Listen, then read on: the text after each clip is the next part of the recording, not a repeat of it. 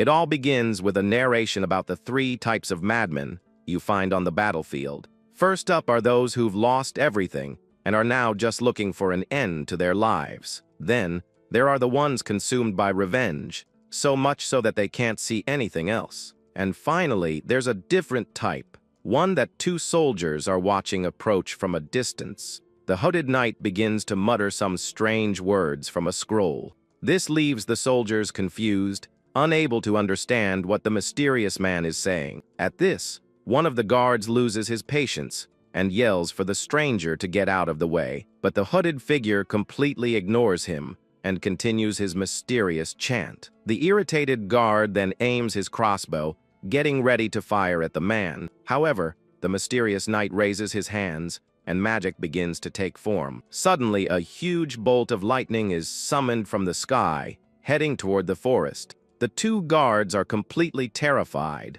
by the power of the lightning bolt. Next, the massive blast of electricity strikes the area with devastating force. The explosion is so powerful that the soldiers are sent flying, screaming for help. The mage's face is then revealed, and he is the 3rd type of madman on the battlefield. Here we learn that our protagonist's name is Ritsuki Kaduyama, and he had just been accepted into college. This was the exact moment he received his acceptance letter from the university, but as he was walking home, something unexpected happened. The young man didn't stand a chance and met a tragic, sudden end. The young man felt his life was going nowhere and thought everything would finally change in college. To think it all ended just like that, with his phone shattered on the ground. But upon opening his eyes, he realizes he's been reborn as a baby. He was now Wayne, a peasant's son, and his parents were startled by his black hair. As you'd expect, his new family of farmers was very poor.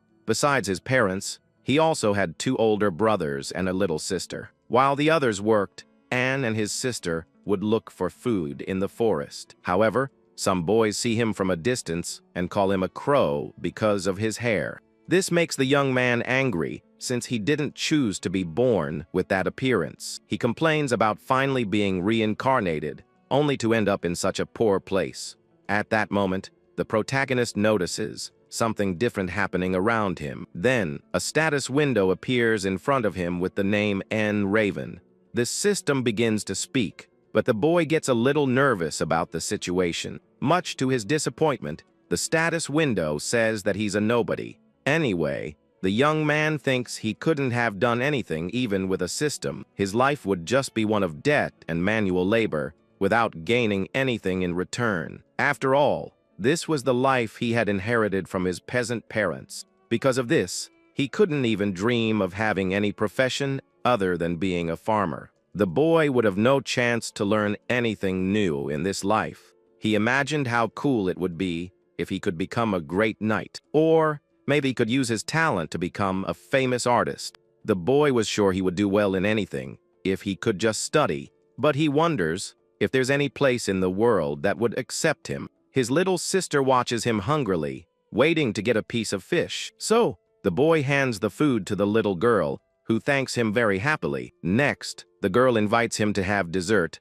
and her brother immediately agrees. The 2 then head towards a bush full of little red berries. On the way, the young man tells his sister not to go too far so she doesn't get lost. The little girl starts eating the berries happily, enjoying her dessert. He reflects that he taught her the word dessert a short time ago, and that she's grown up so much. But suddenly, the protagonist senses something strange and becomes alert. A massive bear emerges from behind the bushes, frightening the 2 children. The protagonist and his sister freeze, paralyzed with fear in front of the beast. Anne panics, not knowing what to do in that dangerous situation. The beast then rears up, roaring furiously at the 2 siblings. The bear then attacks, swiping with its sharp claws, ready to strike. At that moment, the boy hugs his little sister, trying to shield her from the attack. Suddenly, a bolt of blue light strikes the animal head on with incredible power. The bear cries out in pain as it's zapped by the mysterious magic. The beast then collapses to the ground, completely defeated. Stunned by what just happened, the boy stares into the smoke. A voice says that maybe they overdid it a little with the strength of the attack. Then, a mysterious woman with glasses emerges from all the smoke. She adjusts her glasses and asks if this is the territory of Feldenberg. The boy confirms and wonders if she was the one who defeated the big bear. The woman then introduces herself as Aretus, a wandering mage. In is shocked to hear the word mage, as it was something very rare. He remembers that mages are powerful beings who appear on battlefields. They use elegant spells with gigantic destructive power. This makes him wonder what someone like that would be doing in such a remote place. The mage explains that she's looking for a boy with black hair in this town. She then asks if there's any other boy like that, and he says no, with a smile. The woman says it seems she's found the right person. The protagonist is confused and points to himself, not understanding anything. In a flashback, we see a hooded figure asking Aretus to find the boy. The person said that good things would happen if she made him her disciple. She sizes up the boy and wonders if she really should make him her apprentice. Then, the mage lets out a laugh, seeming to have made a decision about the boy. Anne thinks that he'd heard mages were eccentric, but she seemed kind. He remembers the incredible power she used to vaporize the bear. With that, the boy decides to ask the mysterious mage a question. The boy asks about the magic she used on the bear earlier. The mage notices his interest, and he says that seeing the magic was incredible. She says it's nothing special, and that anyone can learn it easily. The boy is surprised to hear that anyone can master magic. With a bit of hesitation, he then asks if he can learn to use magic too. The woman gives a mysterious smile upon hearing the boy's question. Then she says it's possible if he finds a good teacher, and pats his head. She claims that Ain can also become a mage, and he imagines himself being powerful. Next, the woman offers her hand and says she would like to teach him. Aretus invites him to be her apprentice, and the young man stares at her outstretched hand. The protagonist realizes that this could be the chance to change his life forever. After all, a new path besides being a farmer is opening up for him. With that, the boy accepts the offer and shakes his new master's hand. And just like that, the protagonist's training begins in a beautiful, secluded house. The boy is shocked by the sheer amount of studying he has ahead of him. His master explains that the foundation of magic is learning the Meronius language. She managed to get permission from his parents and the local lord to take him on as an apprentice. With that settled, the young man says he's ready to give it his all and start his training. The two of them agree, and the youth's magical journey finally begins. He starts his studies, and a panel shows his progress at 1%. Over time, he advances to 27% while practicing the magic words. The studying intensifies, and the boy reaches 53%, buried under a mountain of books. After a lot of hard work, his progress hits 99%. Finally, he reaches 100% and masters the official language of magic. 7 years pass, and his training continues throughout that entire time. His master then informs him that his theoretical studies have come to an end. Now, older and more confident, he is ready for the next step of his training. A panel shows that he has become an initiate with the ability to manipulate the magical language. For the next test, they head to the peak of a very high mountain. Suddenly, his master pushes him off the cliff, and he begins to fall at high speed. The boy screams in desperation, asking if she isn't moving a bit too fast. He panics because, for the last 6 years, all he learned was the ancient language, not knowing what to do. The young apprentice just cries out for help as he falls. From above, the maid shouts for him to listen to the voices around him. The boy is confused, not understanding which voices she is talking about. He tries to concentrate, but he can only hear the sound of the wind rushing past him. At that moment, the youth begins to hear voices that seem to come from the wind itself. He realizes that the language he learned is the key to communicating with these beings. With that, a panel announces that he has acquired a new skill, air magic. After the test, he begins to understand the mysteries of great nature. His master teases him, saying he looked ridiculous while he was falling. She explains that mages borrow power by communicating with nature. The woman then says with a smile that this is true magic, leaving the boy deep in thought. The mage says that now he must listen for the next mysterious voice that appears. The boy agrees with a determined smile and accepts the new challenge. She then points at him and says they will start with water magic. The youth is then tossed into the water and tries to communicate with the aquatic spirits. Next, his master announces that the next element will be ice magic. Then, he appears inside a barrel in the middle of the cold, shivering uncontrollably. Exhausted on the ground, the boy hears his mentor praising his learning speed, but without giving him a break, she already points toward the next challenge awaiting him. An enormous fireball appears in front of him, leaving the boy terrified. He screams his tutor's name in desperation amidst all that heat. The voices of the fire wonder if they should burn the human who appeared there. Terrified by the situation, the apprentice can only scream for help once again. The training continues, and the next location is a dark, damp cave. Inside, he wonders if earth magic is the final element to learn. However, the voices of the earth speak, confusing things that he cannot understand. The boy is left speechless, wondering what strange language that was. He then starts to think that maybe he doesn't have an aptitude for earth magic. Just then, a purple energy emerges in front of him while he thinks about training more. A skill window appears with bonus points to increase his proficiency. He realizes he is a player with advantages in this world and gives a smile. Since he doesn't understand the voices, the young man decides to use the points on earth magic. A blue light glows as he uses his points to strengthen his ability. Now he can hear the voices of the lava, which call him a little human. The boy understands that this is earth magic and that he needs to be careful there. With his goal achieved, he decides to head out and tell his teacher everything. To light the way, the young mage speaks the words to ignite a fire. He creates a torch and lights up the dark cave where he was training. Suddenly, a mysterious voice complains about the light he just created. The boy turns around, startled, and asks if it's the voice of the earth speaking. In the darkness, a pair of blue eyes glows, and a voice says it's not who he thinks it is. The mysterious voice introduces itself as the darkness, leaving the young apprentice frightened. Outside the cave, the night is peaceful under the light of the full moon. Meanwhile, his master is sitting on a rock, thinking about the next conference. Then, the boy comes running out of the cave, calling for his mentor. The woman sees him and says with a smile that he finally made it. With a big grin, he tells her that he even learned dark magic from the darkness. His teacher is completely shocked to hear her disciple's revelation. With confidence, the boy crosses his arms, and she asks if he really heard the voice of the darkness. She remembers that the darkness is a shy and fearful being, which leaves her pensive. Seeing her reaction, the apprentice asks if she's okay and why she went silent. The mage then calls him by name, and he responds promptly. She says in a serious tone, the time has come for them to head down the mountain. The youth asks where they are moving to, but she says that's not it.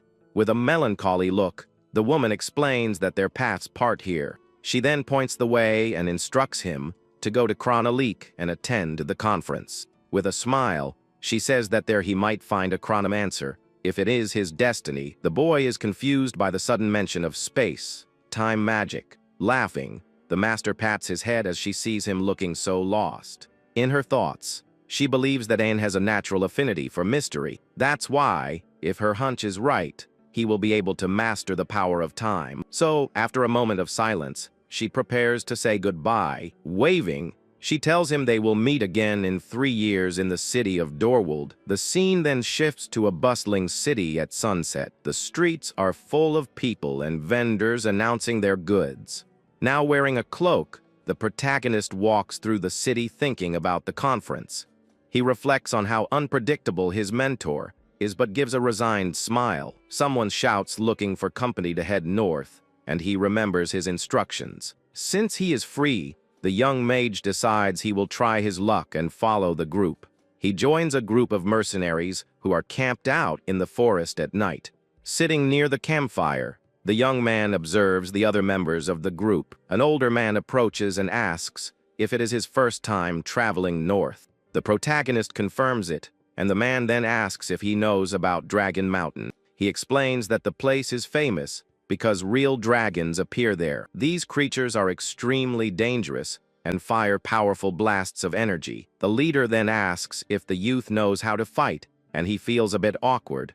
With a sigh, the man calls him useless and asks what his job is. With a bit of nervousness, the boy reveals that he is an actual mage. The group leader is completely shocked by the unexpected revelation. His attitude changes instantly, and he begins to treat the boy with great respect. A hooded girl who was nearby watches the scene with a lot of curiosity. The other mercenaries are also surprised to learn there is a mage among them. The protagonist is confused by the sudden tension that has formed in the camp. The leader then tries to be friendly, offering more food and acting very kind. The young mage finds this whole change in behavior very strange. However, one of the mercenaries doesn't seem to believe that the boy is a mage. He and his friends start laughing, thinking it's impossible for a kid to be a mage. One of them even says that if he's a mage, then any stray dog is one too. At that moment, the hooded girl approaches to speak with the protagonist. She says that if he really is a mage, he should put the mercenaries in their place. The boy is confused, and she explains that they look down on anyone who seems quiet and weak. Therefore, he needs to show his power to intimidate them and earn their respect. That way, they will protect him at any cost during the entire long journey. The youth is left speechless, thinking about the advice she just gave. He reflects that he has never been the type to get angry and doesn't know how to do it. Meanwhile, another member of the group is eating peacefully near them. Suddenly, without any respect, the man spits into the boy's bowl of food. The young mage is shocked and very irritated by the mercenary's attitude. In that instant, the ground begins to shake, and the man wonders what is happening. The mercenary is terrified by the tremor and looks at the boy in fear. With his eyes glowing, the protagonist asks why he spat on his plate. The man is paralyzed with fear, stammering in the face of the young mage's aura. Then, he throws himself to the ground and begs the master mage for forgiveness. The man tries to justify himself, saying he was only trying to polish the plate. At that, the boy shouts furiously, telling him to use water to wash it. The mercenary explains that the river water is filthy and cannot be used. The mage is confused by the answer and asks him to repeat what he said. He explains in detail that the river is full of silt, parasites, and other disgusting things. Then the man claims that spitting is much more hygienic, and the boy is shocked. The bizarre phrase about hygiene echoes through the night, making everything feel very weird. The other mercenaries are also incredulous at their comrades' crazy logic. The protagonist cannot believe the hygiene standards of that era. Seeing the situation, he decides to solve the problem using a bit of magic. He murmurs some magic words toward the camp's bonfire. Suddenly, a fire spirit manifests, emerging from the burning flames. The men are terrified, not understanding what that fire creature is. The hooded girl also watches the scene, surprised by the youth's power. With a commanding voice, the mage orders them to go get water immediately. He calls the men filthy, and they realize the boy is truly angry. After the commotion, the night at the camp becomes peaceful once again. Meanwhile, a group of armed men approaches the location in secret. They find the girl the mage met, and one of them smiles maliciously. The group of men surrounds the young woman, who is all alone in the dark forest.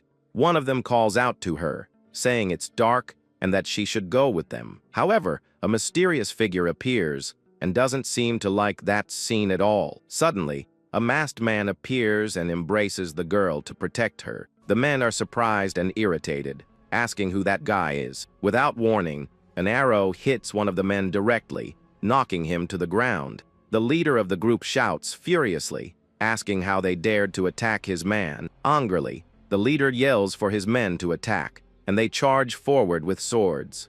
The masked man holds the girl firmly and calls the aggressors weaklings. Being carried upside down, the girl's eyes are wide with surprise. He then dodges the blows with agility, and the young woman holds onto him tightly. At that moment, he manages to escape into the forest, disappearing into the darkness. After a while, the mysterious protector sets the girl down carefully, but the pursuers realize she is running and shout for her to be captured. Far away in his tent, our protagonist is sleeping peacefully in his bed. He tosses a bit and mumbles in his sleep, about never wanting to see spit again. Suddenly, a dark voice wakes him up, warning that humans are coming. The mysterious voice insists he wake up because the humans are coming. The young mage quickly gets up and senses a strange presence approaching. Suddenly, someone enters his tent, calling him Master Mage. It was the leader of the merchant group, who looked desperate about the situation. Meanwhile, outside under the moonlight, a fierce battle begins. The camp is being attacked by a group of masked assassins. One of the aggressors attacks a mercenary without any mercy. The assassin's leader steps on a fallen man and doesn't care about the losses. With his sword in hand, he orders his men to find the woman who escaped. Hidden behind a tree, the girl watches the chaos in fear. She panics, thinking that if this keeps up, she'll be captured soon. Just then, a sword is pointed directly at her head. One of the men found her and says with a smile that there she was. With a frightening look, he threatens the girl if she doesn't get up. The young woman is terrified, thinking her end has come and that there's no more hope. The aggressor then raises his sword, ready to deliver the final blow. Suddenly, our protagonist's determined gaze appears in the darkness. The man is thrown far away by an invisible force and shouts in surprise. The young mage appears, shrouded in an aura of power, surprising the girl. She looks at her savior, not believing what's happening. He holds out his hand to her with a kind and protective look. With a confident smile, the young man asks her to stay close and follow him. The girl is speechless, but a glimmer of hope appears in her eyes. Then the mage leads her to a safe place, while shielding her with his body. The leader and the other merchants arrive and say they're ready to fight. With the young woman behind him, the protagonist prepares to face the enemies. He begins to summon a powerful spell, calling upon the darkness. A dark energy starts to spread across the entire battlefield. The mage raises his hand and creates an orb of power with lightning and shadows. The aggressors are trapped in the darkness, unable to see anything. In the darkness, the men shout for torches but end up getting confused and separated. Meanwhile, our protagonist guides the group of merchants to safety. A system window shows that he activated dark vision to see in the dark. Suddenly, one of the assassins finds the group, and the merchants panic. The man raises his sword with a cruel look, ready to attack. Completely terrified, the merchants beg for him to spare their lives. Then, the young mage summons the fire spirit, his eyes glowing. The aggressor is completely engulfed by the flames and cries out in pain. Next, he falls to the ground, completely defeated by the young man's spell. Two other assassins appear and are shocked to see their comrade on the ground. The protagonist thinks this will scare them, but they realize he's a mage. With that, the aggressor's leader orders everyone to attack the young sorcerer. However, the man stops suddenly and looks back with a surprised expression. A giant dragon appears out of nowhere and roars furiously at everyone. The assassin is completely overpowered by the huge creature's fury. His companions are paralyzed with fear, not knowing what to do. The merchants also watch the scene, terrified by the monster's appearance. Even our hero is shocked as he didn't expect that. The beast seems to be injured and glares at everyone with a look full of hatred. The remaining assassins tremble in fear before the creature's presence. Then the dragon attacks the men without mercy, showing all its power. The whole group is terrified, and one of them shouts that it's a real dragon. The mage realizes the situation has become extremely dangerous for everyone. He knows that if they stay there, the dragon will finish them all. At that moment, a system window appears in front of him with a message. The young man is surprised to read that he has acquired the new summoning skill. He looks at the screen and at the dragon, thinking about the art of summoning. With that, the young man realizes that maybe he can communicate with that beast. He remembers his training and wonders if the dragon is a mystery. If that's the case, then he has a chance to resolve the situation. With courage, the young mage tries to communicate with the creature, calling out to it. Behind him, the merchants and the girl watch the scene, completely terrified. The beast then roars furiously at the young man, baring its teeth. But the protagonist stands firm, believing he can resolve the situation. After all, he trusts that communication with the mysteries has never betrayed him before. With that, He thumps his chest and shouts loudly, introducing himself to the monster. He says he's the dragon's friend, leaving all his companions confused. The young man even holds up a sign saying not to fight or bully. The creature just growls and seems not to have understood anything from that bizarre scene. The merchants are speechless, and the leader asks for silence to listen to the mage. The young man realizes his first attempt at communication didn't work. He doesn't understand the beast and decides to use his skill points to help. So he decides to invest all his points in the art of summoning. His skill increases, and he can finally hear the dragon's voice. The young man tries to speak with the creature again, more calmly and politely, but the beast shouts furiously, telling him to just say what he wants to say. Everyone gets scared, and the protagonist realizes the roar was very effective. He then starts to think of a new strategy to calm the monster. Carefully, the mage explains that he has no intention of fighting it. The creature finds it absurd, and he agrees that he would lose the fight in an instant. The merchants wonder if that's telepathy, but no one knows the answer. The girl also watches the scene in silence, not understanding the strange conversation. The dragon says it's too much work to even finish them off right there. The young man gives a relieved smile, thinking his plan is working. However, the mage's expression changes when the creature continues to speak. The beast roars, saying it's in a terrible mood at that very moment. The merchants fall to the ground in despair and beg for the master mage's help. The young man gets tense, not knowing what to do to get out of that situation. The dragon tells him to get lost, and the young man thinks there's no other way. So with determination, he decides he's going to force his way through. The mage asks why the beast is in a bad mood, but it scoffs at him for being human. Even so, the young man insists and says that maybe he can be of some help to the creature.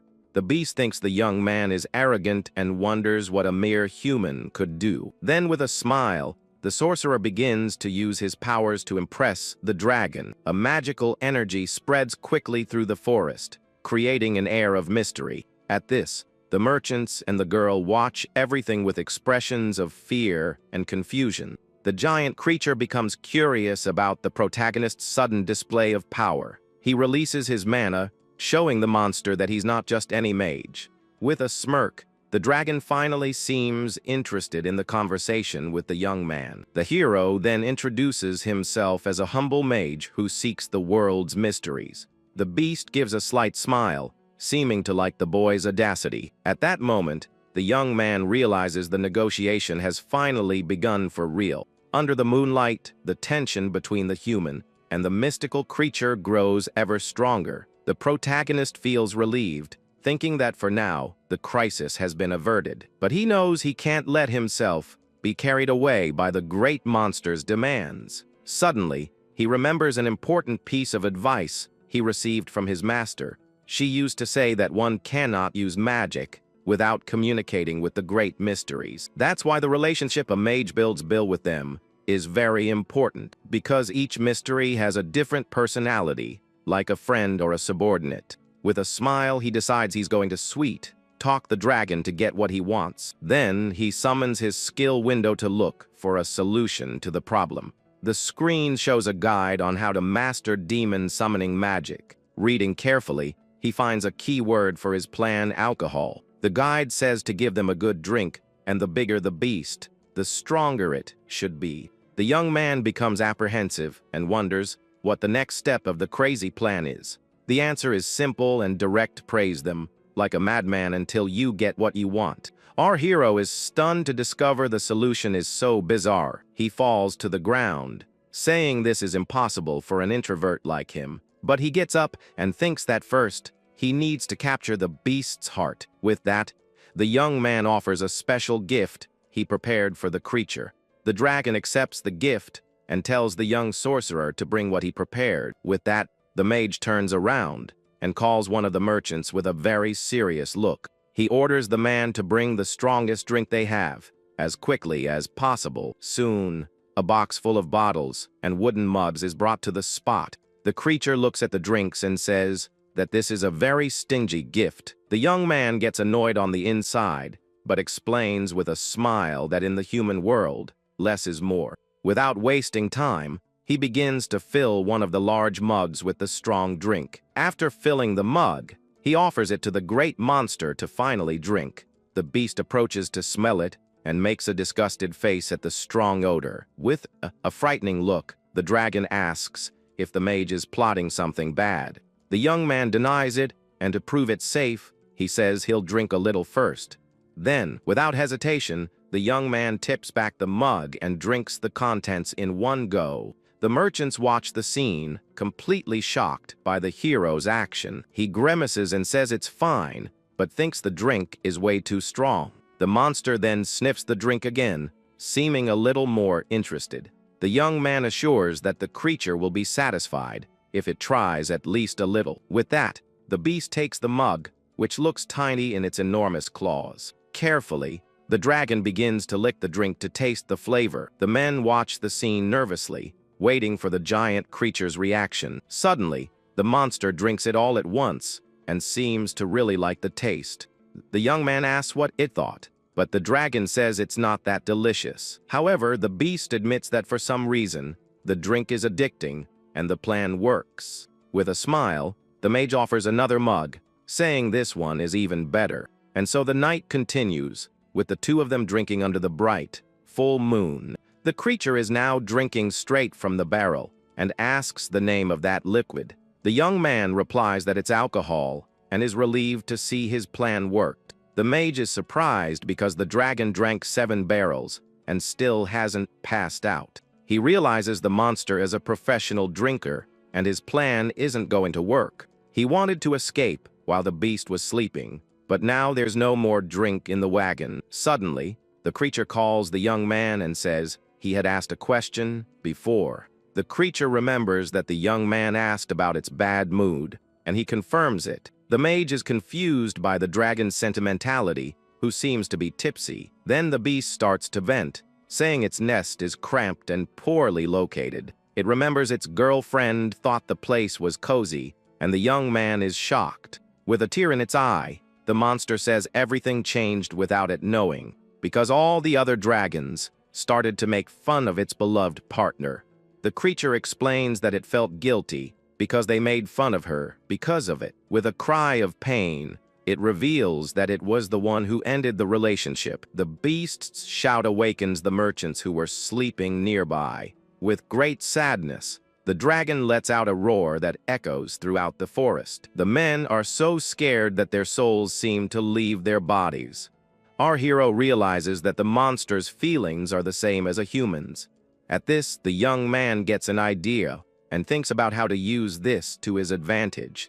He then calls for the creature's attention, which looks at him with a confused expression. The mage stands up and promises that he will fix the dragon's nest with magic. The beast is surprised and asks if he would really do that for a monster. The protagonist confirms, but says he'll want something in return for the favor. With a smile, he asks that the dragon grant him just a single request. The next day, the sun rises, and a new chapter of their journey begins. Our hero walks through the forest, while the others are still waking up. The merchant leader wakes up groggy and says he missed someone. With a cute face, he pouts, but the young man just pokes him on the forehead. The protagonist is clearly annoyed by the merchant's bizarre scene. He threatens the man, telling him to stop the nonsense or he'll get hurt. With an angry face, the mage glares at the merchant, who is terrified by the threat.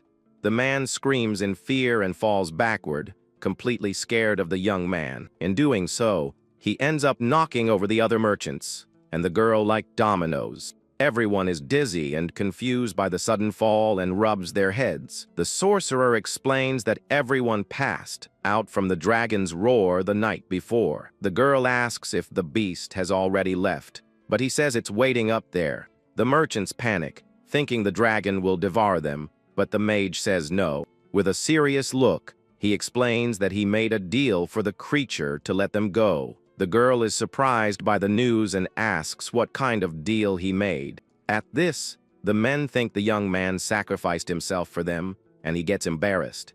In a flashback, he remembers the promise to fix the beast's nest to save them. With that, The leader shouts the young sorcerer's full name like a great hero. The protagonist is completely confused by the merchant's exaggerated reaction. Suddenly, they start singing a song about how he defeated the dragon. The song says the mage scolded the beast and made it afraid of him. They sing with joy that the young man made the great creature surrender to him. With tears in their eyes, the men celebrate their savior's heroic deed. Then they promise to protect the young man with their lives. And he doesn't understand a thing. The mage tells them to get ready to leave, but not to leave him behind. The leader agrees, saying that they are one body and one mind now. The girl suggests checking the number of mercenaries, and the men get annoyed. With a determined look, the young woman faces the group and seems to have a plan. Then she walks away and heads alone into the dense forest. Meanwhile, the dragon shows our hero its nest inside a cave. The young man is shocked by the place's appearance, and the beast notices his reaction. The monster gets irritated and says it's too late to back out, but the young man denies it all. The sorcerer is exhausted, and his stamina is low from using the dragon tongue. He just wants to get it over with so he can rest and plans to widen the nest's walls. With his eyes closed, the protagonist concentrates to summon an ancient power. He then begins to chant a powerful spell, calling for the spirit of the earth. A golden figure appears and asks what the human wants with it again. The spirit says it's busy, and the mage asks for a favor, but it seems irritated. The young man realizes he's being a huge bother to the earth entity. He comes back and tells the dragon the spirit refused to speak with him right now. The young man thinks that if he tries again, the entity will get even angrier. The creature says that if the earth rejected him, then there's nothing that can be done. The protagonist is surprised by the answer, but doesn't seem willing to give up.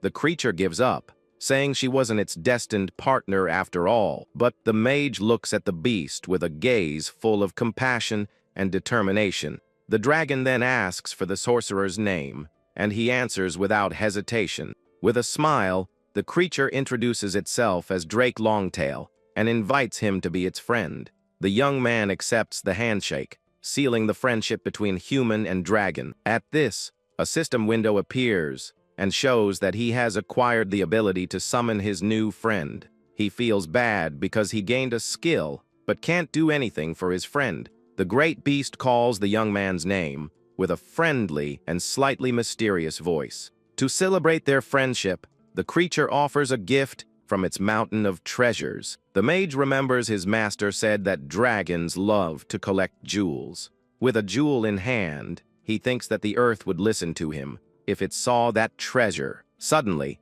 a brilliant idea comes to his mind, and he looks at the stone attentively. He asks his new friend if he can scribble a little on the cave floor.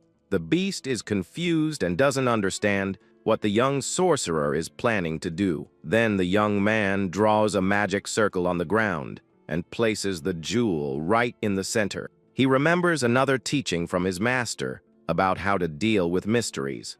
The creature asks what he's trying to do, but the mage tells it to just watch. With a confident smile, he calls for the spirit of the earth once more with energy. The entity appears, and the young man asks it to move the rocks and smooth the nest's walls.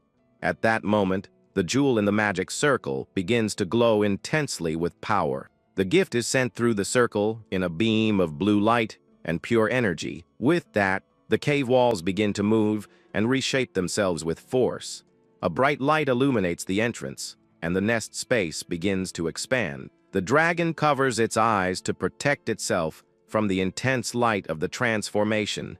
Its eye reflects the new landscape of the nest, now completely renovated and beautiful. The nest has become a magnificent place, and the mage says that this is a gift. The beast is so moved that the young man thinks it's going to cry with happiness. The place is now incredibly spacious and full of impressive decorations. The creature takes a deep breath and says the smell of its new home is simply wonderful. The creature asks if the good smell is also magic, but the young man says no. With that, the dragon thanks its friend with a little punch that sends him flying. It says that now it can start a family, and the sorcerer gets embarrassed. The young man feels dizzy from the hug, but is happy that his new friend liked it. Suddenly, the protagonist starts to feel sick and stumbles backward. With a hand on his head, he doesn't understand what's happening to his body. Then, with an expression of horror, he covers his mouth, not believing it. The beast gets worried when it sees its friend is bleeding for no reason. Blood runs down the young mage's face as he loses consciousness. He collapses on the ground, and the creature shouts his name, completely desperate. The monster catches the young man in its claws and tells him to hang in there. The protagonist is unconscious, and his friend doesn't know how to help him. Desperate, the great beast shouts for the sorcerer, not knowing what to do. At that moment, the girl from the merchant group comes running into the cave. The dragon is shocked to see the young woman suddenly appear in its new home. The young woman is also paralyzed with fear upon seeing the scary scene there. She sees the creature holding the unconscious mage and goes into a total panic. The hero rests in his friend's giant hand, who looks very worried. With a furious look, the monster glares at the girl, growling with its teeth. The young woman tries to calm the beast, but is trembling with fear and can't speak. She shouts that she's Ein's friend and begs the creature not to devour her. With a nervous smile, the girl makes an okay sign to show friendship. The dragon seems to process the young woman's words and calms down a bit. It looks at the young woman more calmly, but still with a very serious gaze. Meanwhile, our hero remains unconscious and seems to be exhausted. Time passes and night falls, bringing a silence to the monster's cave. In a candlelit room, someone rests peacefully in bed. Our protagonist finally wakes up, but still seems very sleepy. He wonders what time it is and reaches for his phone out of pure habit, but he realizes his hand is being held by someone else. The young man wakes up and wonders why his phone feels so soft and fluffy. He squeezes the hand and thinks the sensation feels like a soft cat's paw. Suddenly, a female voice asks if he's finally awake, and he gets startled. The protagonist sits up, startled, and sees the girl from the group by his side. Confused, he calls her Kathy and asks what she's doing there with him. He still thinks he's dreaming, and the young woman asks him to lie back down. She gets worried and says he shouldn't get up so suddenly like that. With a hand on his head, the young man finally remembers that he had passed out earlier. He remembers that forcing his summoning magic caused the nosebleed. With that, the mage wonders if the girl saw that whole embarrassing scene. Ashamed, he covers his face, thinking that it was a huge embarrassment. Then he asks where the beast is, but she says it left suddenly. The young man imagines his friend went to see his girlfriend with his new luxury nest. He apologizes for the trouble, and she says it's okay, not to worry. The protagonist asks how she got in, and she says she told it she was his friend. The young woman is confused by the Ra's tongue, and the young man doesn't understand either. He wonders if she used an automatic translator, but is still sleepy. The girl reveals that she followed him even though she knew it was very dangerous to go there. She then says she has something important to ask, and the young man listens attentively. The young woman seems nervous, and the protagonist just watches her in silence. She reveals that what happened to her group was all because of him. With a sad look, the young woman apologizes for all the trouble she caused. The sorcerer notices the mood suddenly became heavy and gets suspicious. He remembers she was trembling with fear before and becomes more curious. The girl gets embarrassed and tries to play it off, but the young man keeps staring at her. He jokes if she's a bandit and if she's planning to take everything he has. With a smile, the young man says that a beautiful bandit is a fantasy classic. The young woman then reveals she has a secret and that her name isn't really Kathy. She transforms into a princess, and the mage thinks it's just a silly joke. She reveals that her name is Lucy of the Talion family, and that she is a real noble. She explains that the bandits came to kidnap her on her fiancé's orders.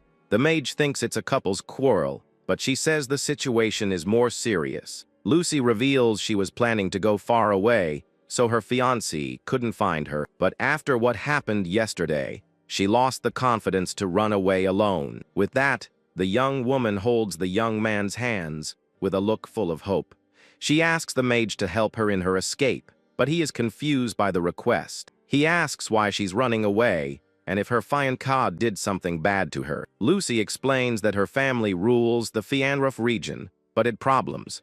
Due to a lack of knights, the family was always exposed to enemy attacks. At this rate, a territorial war would begin, and the Italian family would be destroyed. And so, in an arranged marriage, her family promised her to a former mercenary captain. He was the captain of the most influential mercenary group of the time, and very powerful. With that, external forces stopped trying to get their hands on the Italian house. At first, the man seemed satisfied with the status of son-in-law to the baronial family. He and Lucy attended parties and seemed like a happy and loving couple. But at some point, he began to use his status to exert power and control. He started going out with other women and looking down on her in public and private. Her parents couldn't take it anymore and demanded the annulment of the engagement immediately. However, the man had other plans and a much darker nature.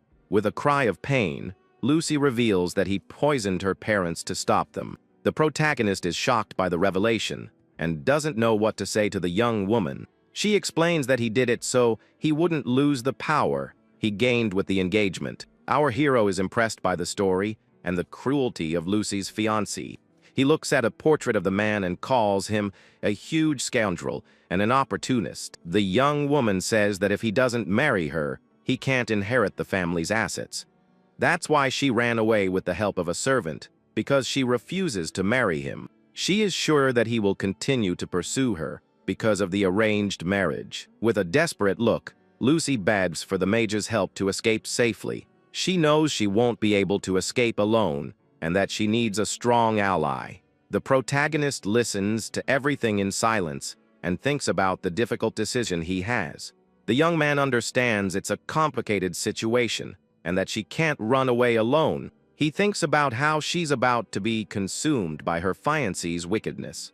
With that, the young man can't understand the minds of these people who seek power. Crying, the young woman begs for his help and promises a great reward. The mage then asks why she trusts him, and if he were to betray her for money, but she says the man is stingy and would only give a few silver coins. With a determined look, the young woman says that in return, she can give him everything. The protagonist is surprised and asks if she's serious about everything. At this, the young noble even offers the Italian family house as a reward. The two stare at each other in silence as the proposal hangs in the air between them. The young man then realizes that with this proposal, he could marry her. For a farmer's son, this would be a golden opportunity to move up in life. But his main goal is to perfect his magic, not to get involved with the nobility. He decides that for now, he will just shake off the pursuers and continue his journey. Honestly speaking, he doesn't feel prepared for such a dangerous mission. So the young man says she should find someone more skilled with a blade. With tears in her eyes, the girl seems to have lost all her hope. But the mage stands up and says that since she's offering a payment, he can at least help her escape safely from her enemies. However, after that, he warns that she will be on her own on her journey. The young woman starts to cry, and the young man doesn't understand the reason for her tears. He asks if he said something wrong and tries to calm her with a gentle gesture. She holds his hand and thanks him for agreeing to help with her escape. With many tears on her face, Lucy thanks him immensely for all his help. Then, in an impulsive emotion, the young noble hugs the mage tightly. The protagonist is a bit embarrassed, but returns the hug to comfort her. The two remain in an embrace for a moment in silence in the illuminated cave. The next day, a bright sun shines in the sky, and the mood seems more cheerful. Outside, the dragon is relaxing in a makeshift beach chair. It even puts on sunglasses to enjoy the day in style. The mage and Lucy leave the cave and find the creature waiting for them outside. The beast asks how the young man is, and he replies that he's fine and even more tanned. The hero then announces that they need to go down the mountain because everyone is waiting. The noble thanks it for the gift, and the creature invites the two to climb on its back. With that, the monster lies down on the grass so they can climb on and be carried.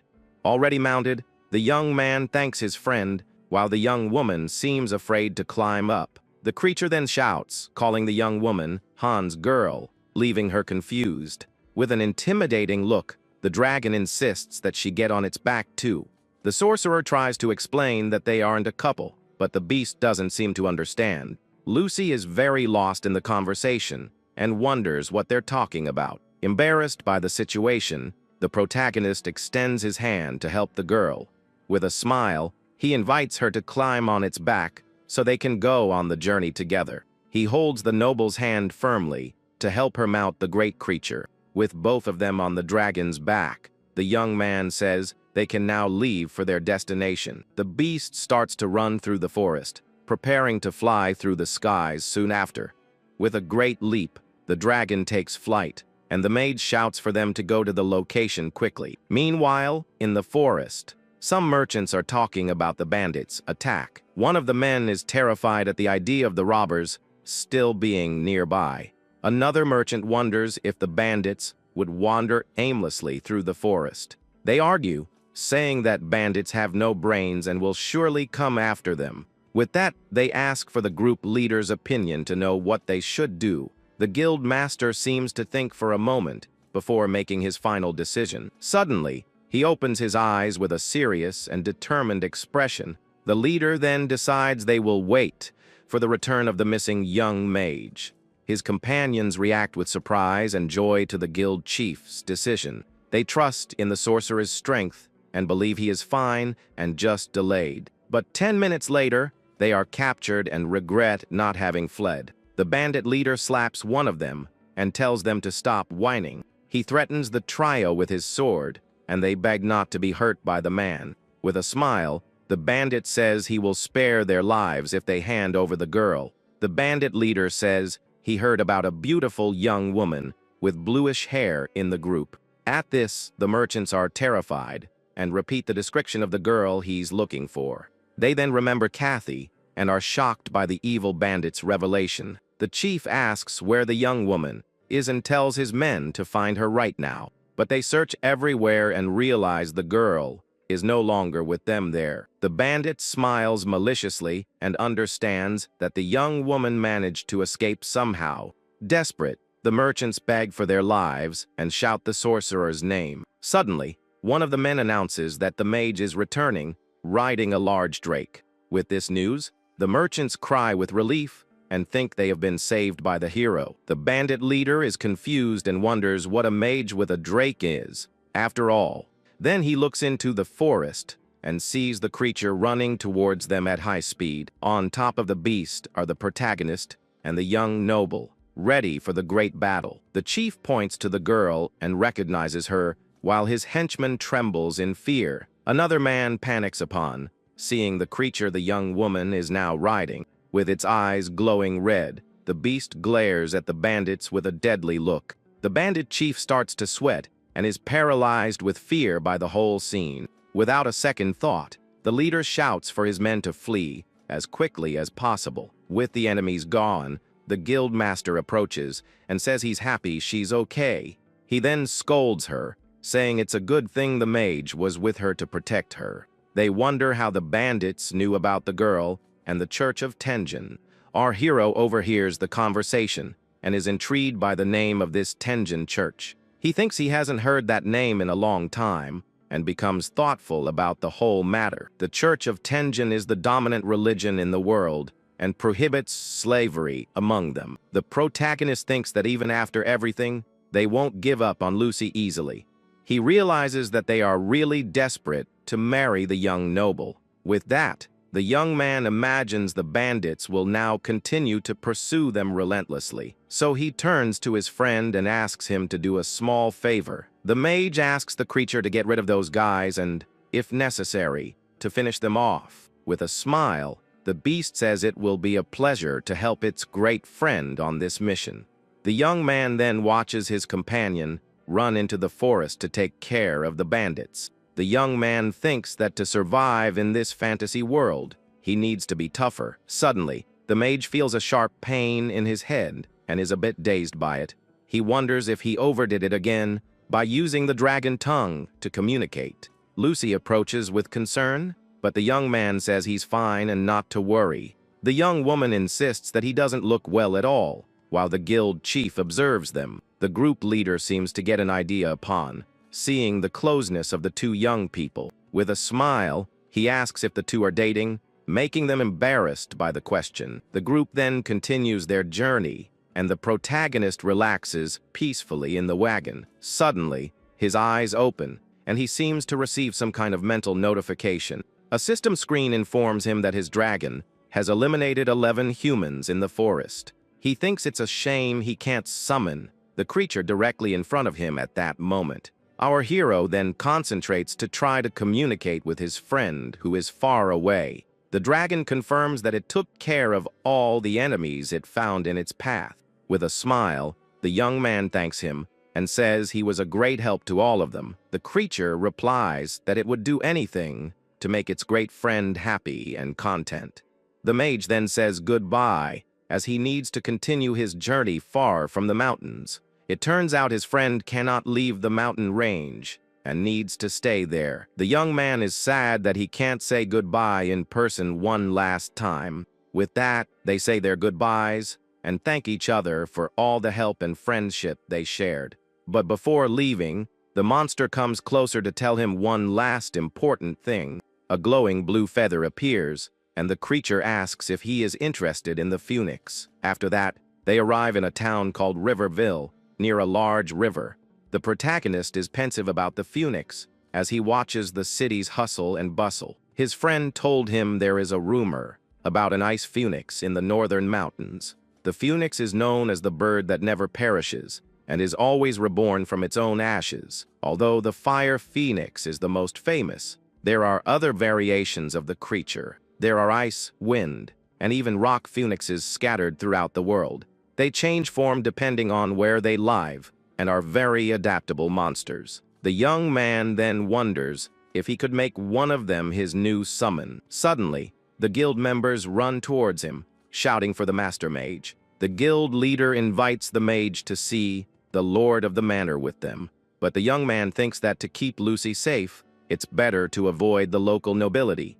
One of the merchants then calls the young woman to go with them, but she doesn't know what to say. The young woman looks at the protagonist, hoping he will help her out of this situation. With that, the hero puts his arm around her and says they are going to the inn to rest before leaving. His companions are shocked and wonder if the two are going to rest there together. The noble seems a bit flushed by the proximity, but doesn't say a word about it. The sorcerer complains that he's exhausted, while the girl gives him a mischievous smile. The guild master watches them from afar and confirms his suspicions about the couple. With a smile on his face, the chief celebrates that the two young people are really together. Meanwhile, a man in elegant clothes walks past them on the city street. The young woman asks why he's pretending to be with her, and the mage says it's to ward off idiots. He then explains why he is so polite to commoners despite being a powerful mage. The young man reveals that he is also a commoner and the son of a simple farmer from the countryside, but he just follows the example of his master, who was a very kind and respectful man. Lucy listens to everything in silence and seems to admire the young man's life story. The protagonist then asks what her plan is, and she says she's going to see Count Katana. She explains that the Count is her uncle and will help her escape from her evil fiancé. With a sly smile, the young woman says her mother and the uncle got along well enough. The mage thinks this answer might mean the situation is more complicated. He asks if she has anyone else she trusts, and the noble gets defensive. The young man says that if she's sure, then her uncle must be a good man for her. Lucy says that either way, it's better than a stranger, as everyone wants to marry her.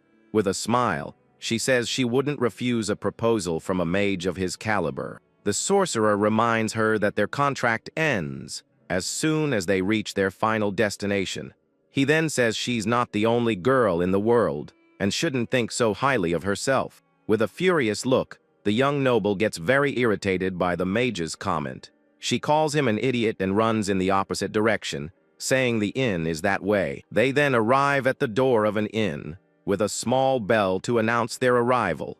The couple enters the establishment and is greeted with a warm welcome from the place. The young man asks for a room for a few nights and says they need a bath. He throws a bag of coins on the counter and asks if the money is enough.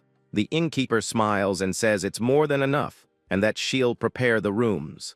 Then the woman points to the noble and asks if she will also take a bath. The young woman panics and refuses the offer, saying she's fine. The sorcerer asks why and if she thinks the water in that place is dirty. With a red face, she asks if she really needs to explain the reason to him. The protagonist doesn't understand anything and just watches her with a confused look. It turns out that the medieval baths at that inn had no privacy. With that, the young man finally understands the situation and is shocked by the discovery. He then changes his mind and tells the woman to prepare the bath just for him. Lucy sighs in relief at the mage's decision and seems more at ease now, but in the tavern, some men are staring greedily at the young noble's beauty. The hero notices the stares and becomes a little uncomfortable with all the attention. He asks Lucy to put on her hood, and she reminds him that her name is Kathy now. The young man pulls her hood up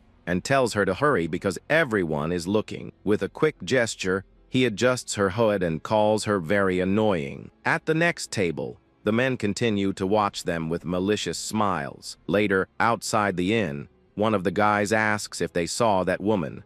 They call her an angel and say they've never seen beauty like hers before. Another points out that she's just with a skinny, cute boy. With that, the group of men plans to take the young woman to have some fun with her. They realize the couple won't be staying for long and need to act fast. With a wicked smile, they decide they're going to get the young woman tonight. Meanwhile, in a large castle, the guild chief talks with the local baron.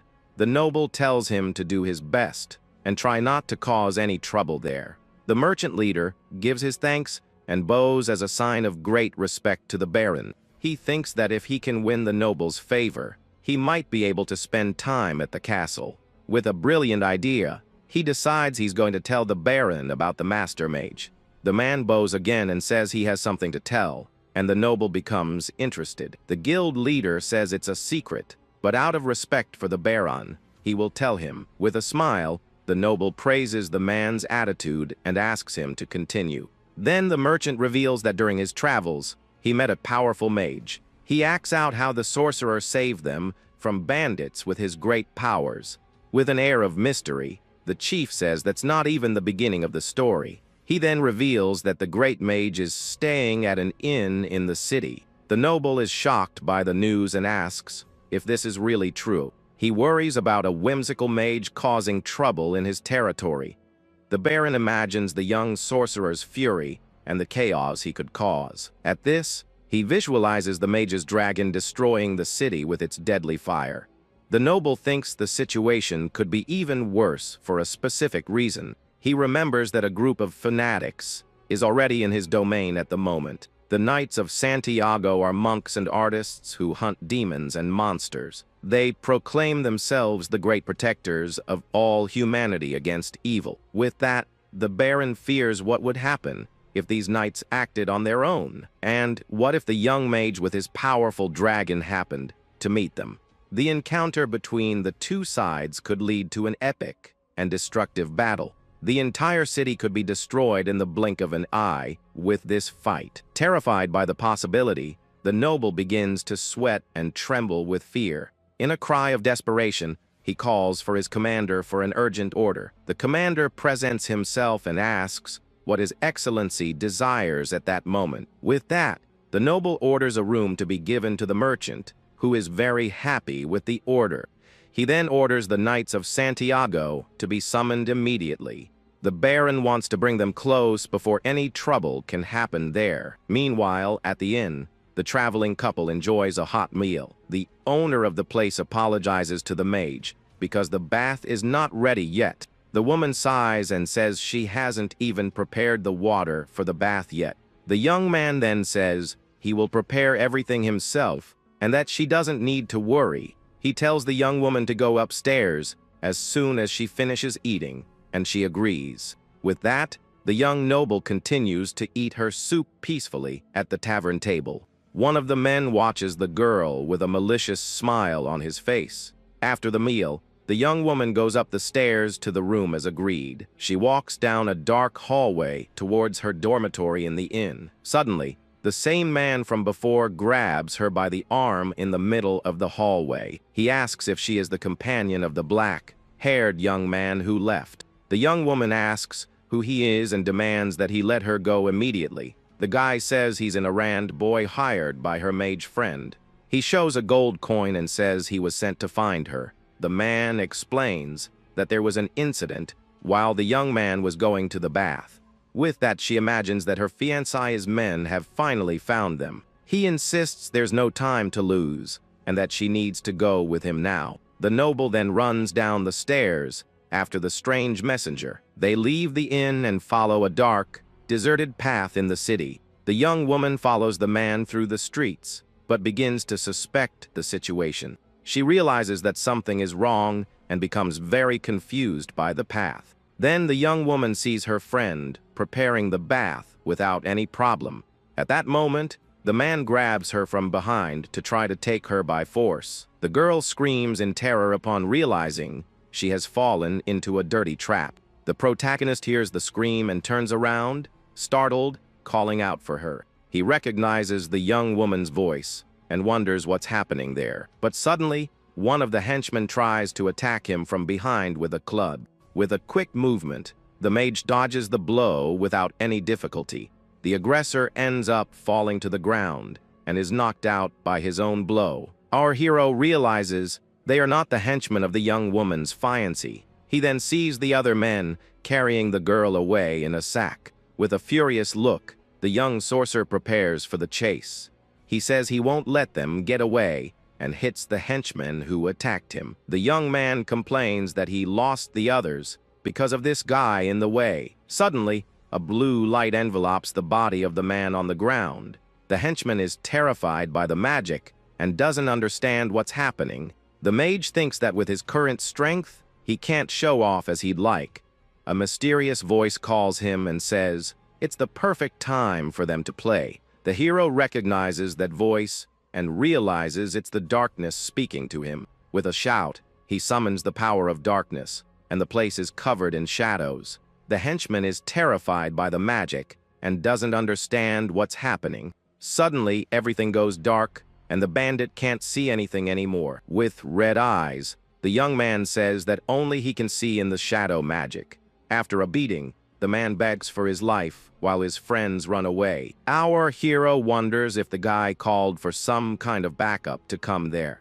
With his foot on the man's chest, he prepares to question him about the girl. The protagonist asks where they took the kidnapped young noble. Suddenly, the magic dissipates, and the bandit celebrates that he can see again. With a blow to the head, the mage demands an answer, and the man screams in pain. He then draws his sword and prepares to use force to get him to talk. But a voice interrupts him and tells him to stop all this commotion now. The sorcerer looks to the side and thinks about the darkness he'd just summoned. A group of men approaches and asks if he summoned that darkness. They are the Knights of Santiago, and they have arrived to investigate the whole situation. The protagonist takes responsibility and says he was the one who summoned the darkness. The leader of the knights and his men stare at the boy with a serious and intimidating look. Our hero feels an incredible killing intent coming from the old man and wonders who he is. With that, the bandit crawls on the ground and begs the newcomers for help. He then accuses the mage of trying to take him out for no apparent reason. The young man gets angry and grabs the man, who screams in terror as his eyes glow. With a smirk, the leader of the knights simply says he understands the situation. He then says that if the boy is a sorcerer, then something like that is quite possible. Meanwhile, the bathwater our hero was preparing starts to boil in the cauldron. The protagonist is confused by the comment and asks what he means by possible. The old man then asks if that's not how mages naturally are in his world. To him, sorcerers are beings who do whatever they want without thinking about the consequences. Our hero is completely shocked and annoyed by that absurd generalization. He can't believe what he just heard and wonders what that man thinks a mage is. Angrily, the boy clenches his fists and tells the old man to stop with that nonsense. The young man shouts that the bandit attacked him first, and that no one is judging things fairly. The situation becomes tense, and an awkward silence hangs in the air between the two groups. Our hero realizes he yelled, and becomes afraid the old man will draw his sword and attack him. But to his surprise, the leader of the knights starts laughing boisterously. He says that from the way the boy talks, he seems to be a very skilled and trained mage. Another knight approaches and says that even so, there was no reason to use evil magic. The protagonist is speechless and repeats the words, "Evil magic," not understanding at all. The man explains that using darkness to blind is an act against the sun, which is the eye of the heavens. With his arms crossed, he states that hiding in the shadows is an act of cowardice. The young man processes the words and thinks that to them, darkness is cowardly for rejecting the sun. He then realizes from their expressions that everyone, there must be followers of some religion. With that, our hero clears his throat and prepares to give a fitting response. The mage asks if it isn't the law of the heavens that day and night should coexist. He shouts that the absence of the sun creates darkness and asks what's wrong with that. The knight is left completely speechless and doesn't know how to respond to that logic. The other knights are shocked and start whispering among themselves after the mage's speech. Their leader realizes he judged the young man completely wrong and too hastily. Then, the men's mood changes, and they say they misunderstood and that it's all divine will. Our hero is taken aback by the sudden change and thinks that these people are pretty weird. He then takes the opportunity to say he needs to go because his sister has been kidnapped. At that, the old man asks if the attack was because the bandit was an accomplice of the kidnappers. The bandit becomes desperate and denies everything, while the knights stare at him menacingly.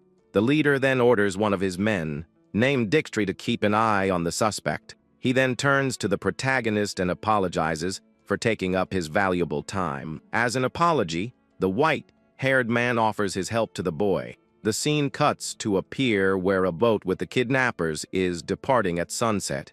With the knight's help, our hero runs desperately toward the indicated location. One of the warriors points to the boat and shouts that's the place the witnesses mentioned. The men are furious when they realize the bandits plan to escape by the river. But our hero thinks it's dangerous to travel by boat now that the sun has set.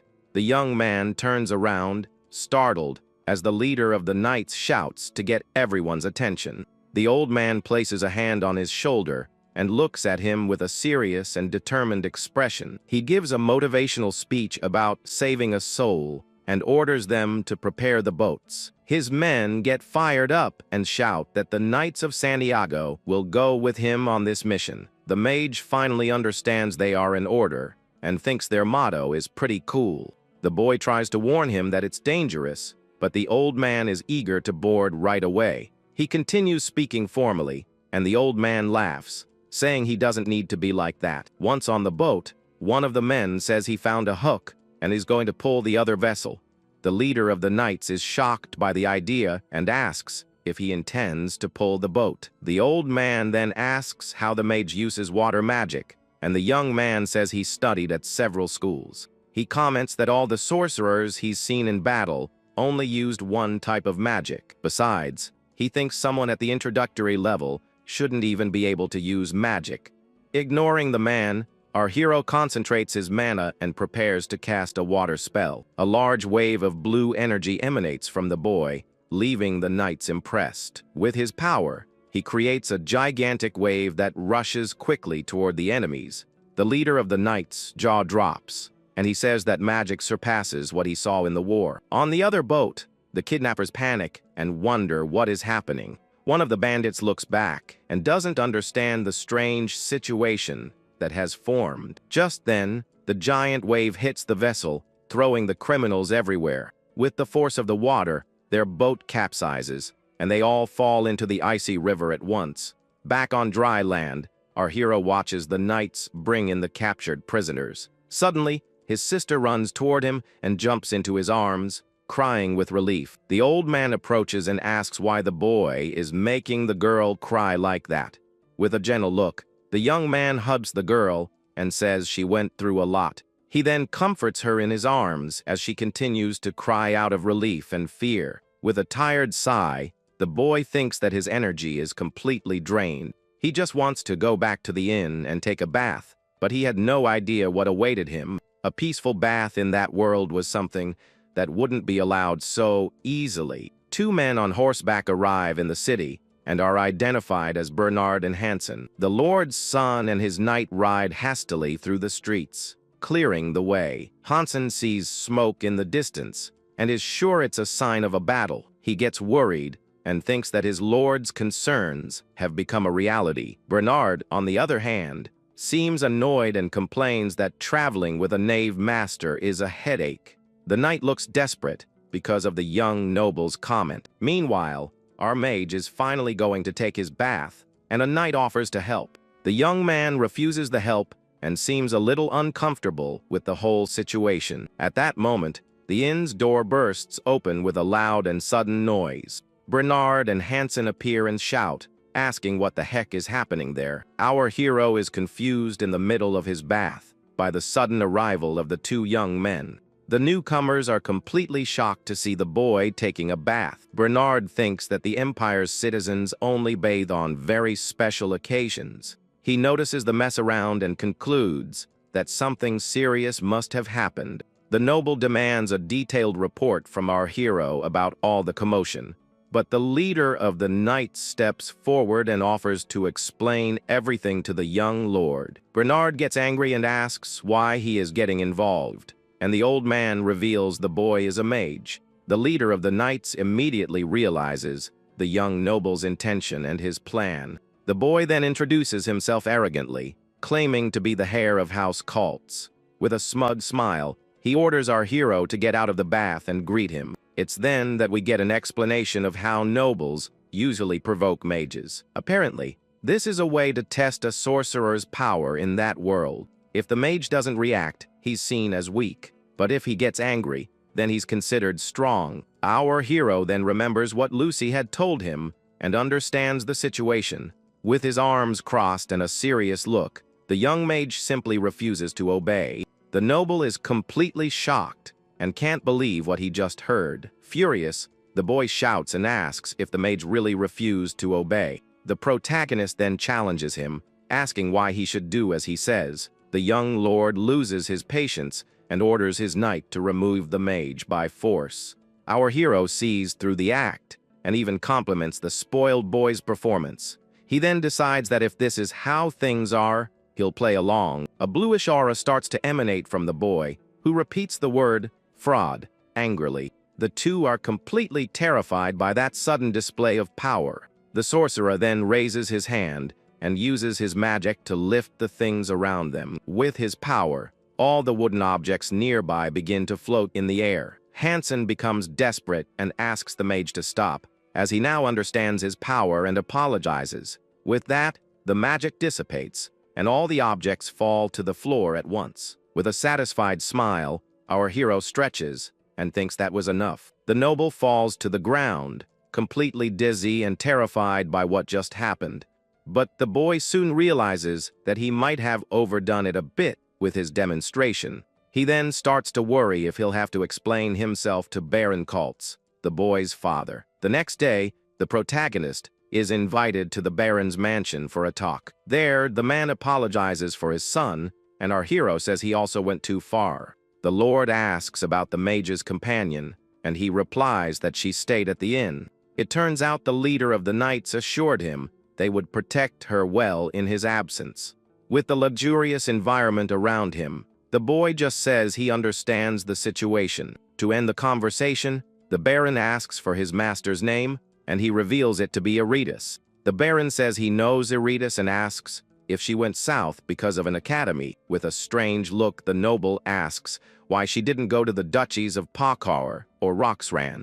Our hero doesn't understand the question, and the Lord explains that things have been quite tense lately. He reveals that the Duchy of Pakar seems to be keeping an eye on and planning something against Roxran. Our hero gets worried and wonders if this could turn into a major war. The Baron then looks at the boy and asks if he is also heading south. The mage denies it and says that his destination is actually the East in search of some mysteries. The noble then understands the situation and decides to give the young sorcerer a gift. The boy is surprised and repeats the word, gift, not understanding the reason for it. With that, a large and beautiful chest is placed in front of him, and he asks what's inside. With a smile on his face, the Lord just encourages the young man to open the chest and see for himself. Though a little hesitant, our hero approaches and places his hands on the chest to open it. Upon seeing what's inside the chest, the boy's eyes widen in pure surprise and astonishment. Inside, he finds a staff that belonged to a great archmage of the past. The Baron explains that the name of that magic staff is known as Wind's Step.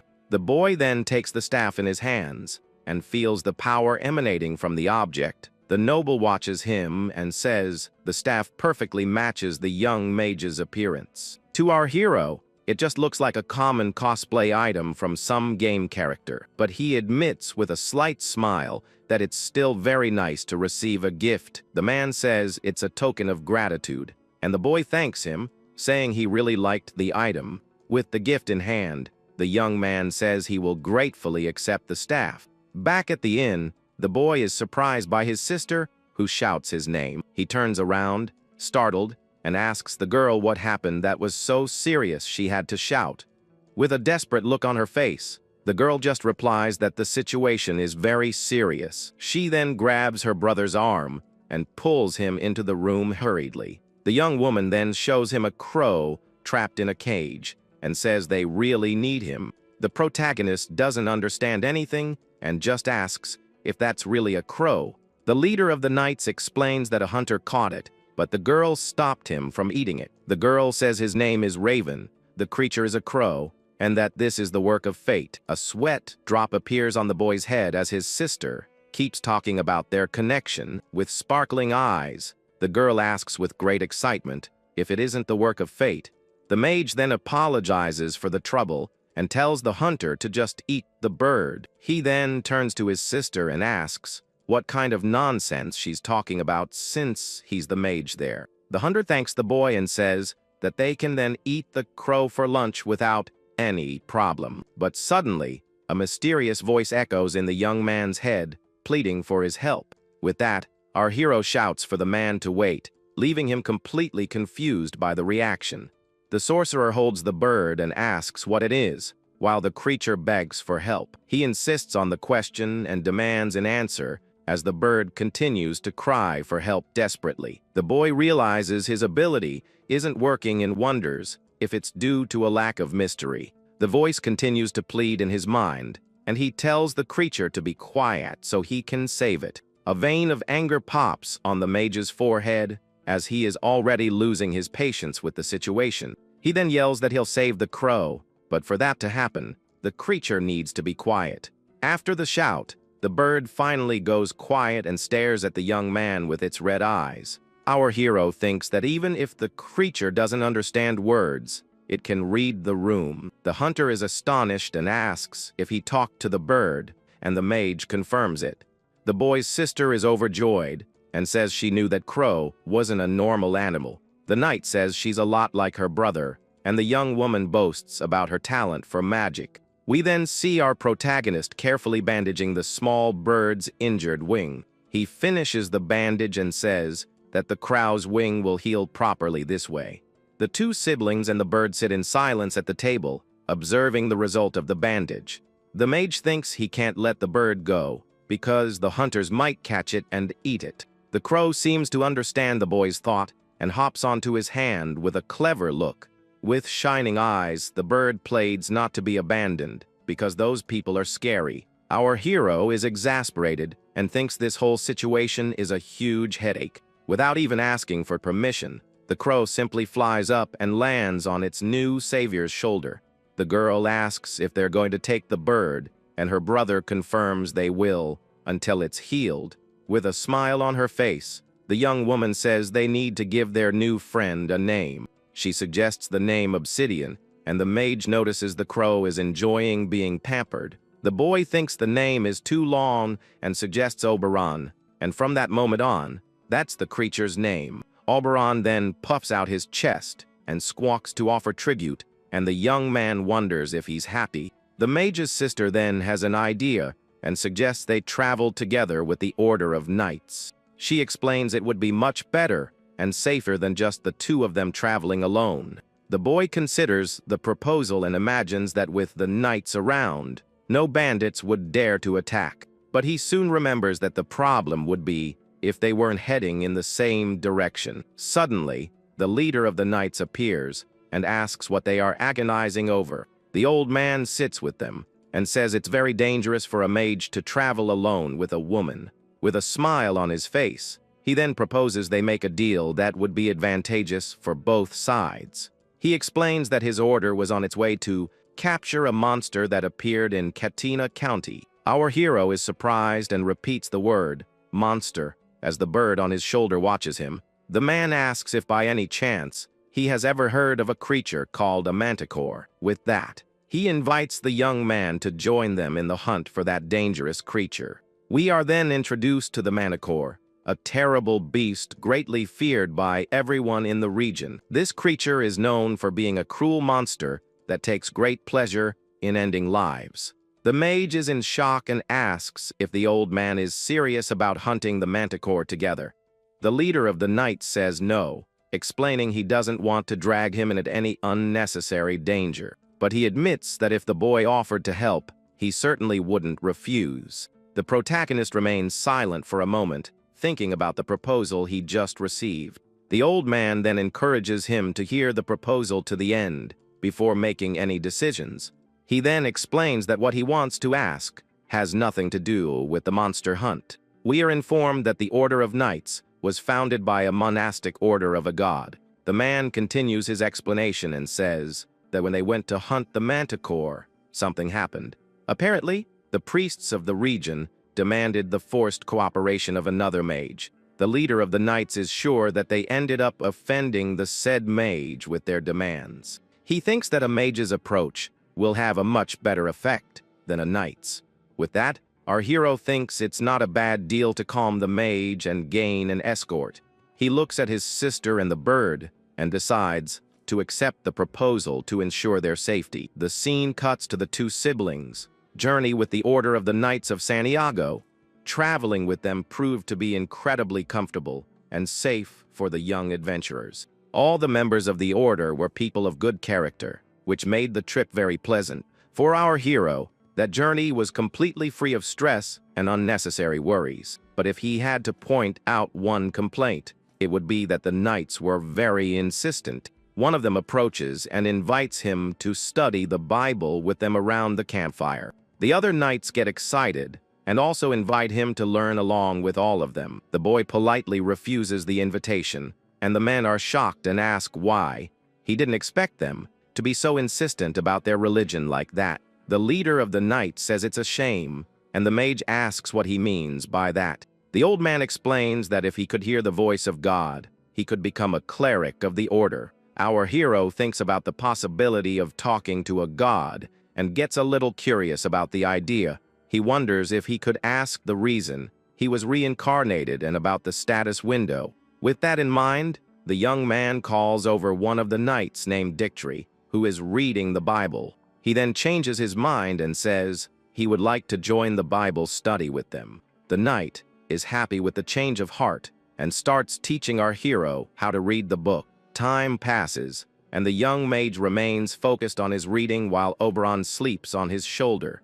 Dictory praises the boy's good attitude, who is surprised by the sudden and unexpected compliment. He thanks him for the praise and continues reading, but suddenly, something strange starts to happen. The knight asks what's wrong, and the mage replies that he just heard a strange voice. The man is terrified and denies hearing anything, while the boy insists that he did. He then realizes that perhaps the voice he heard wasn't of human origin and gets scared. A mysterious voice then begins to speak in his mind, and he wonders what is happening. The knight backs away, scared, and the mage is confused by the whole situation that has unfolded. The voice then asks if he isn't an entity that cannot be called human, and he is shocked. The boy then points to the sky and shouts, asking if that voice belongs to a god. The voice responds vaguely, saying probably so, leaving the young man even more confused. He then gets angry and starts asking several questions about the status window and his reincarnation.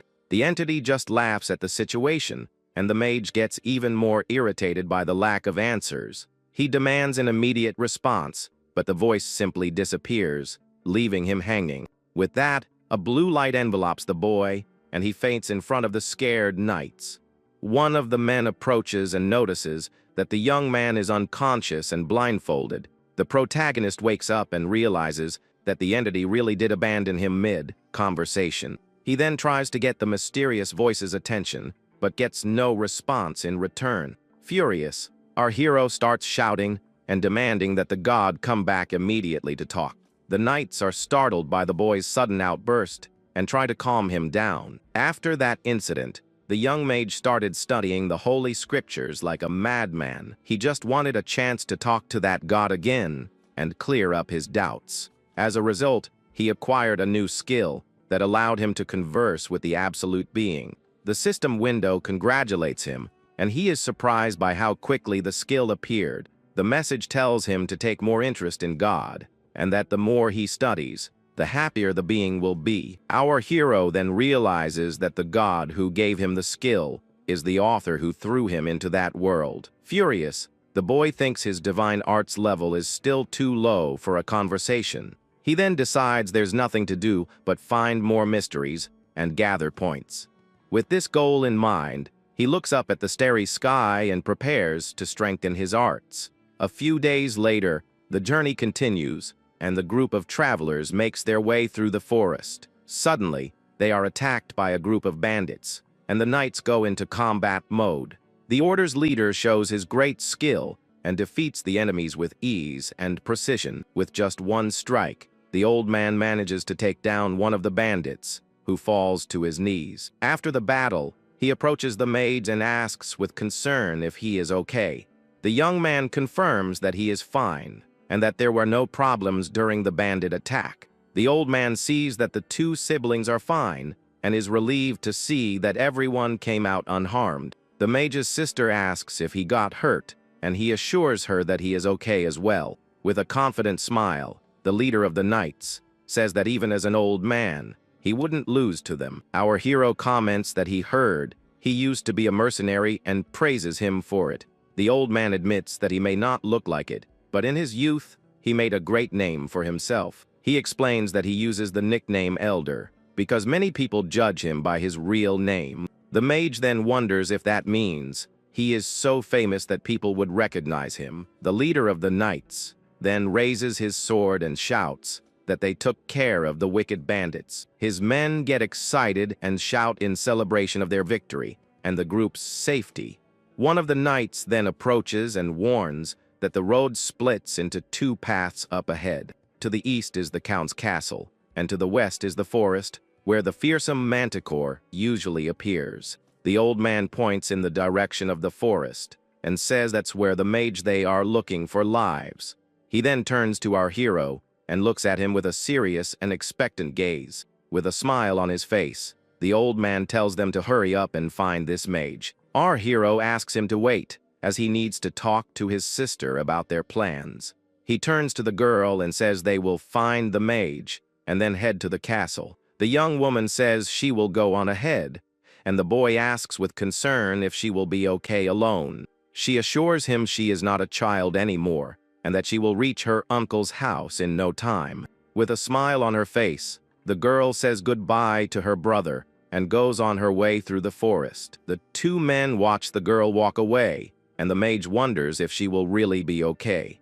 He then thinks he needs to resolve this quickly, so he can go after his sister as soon as possible.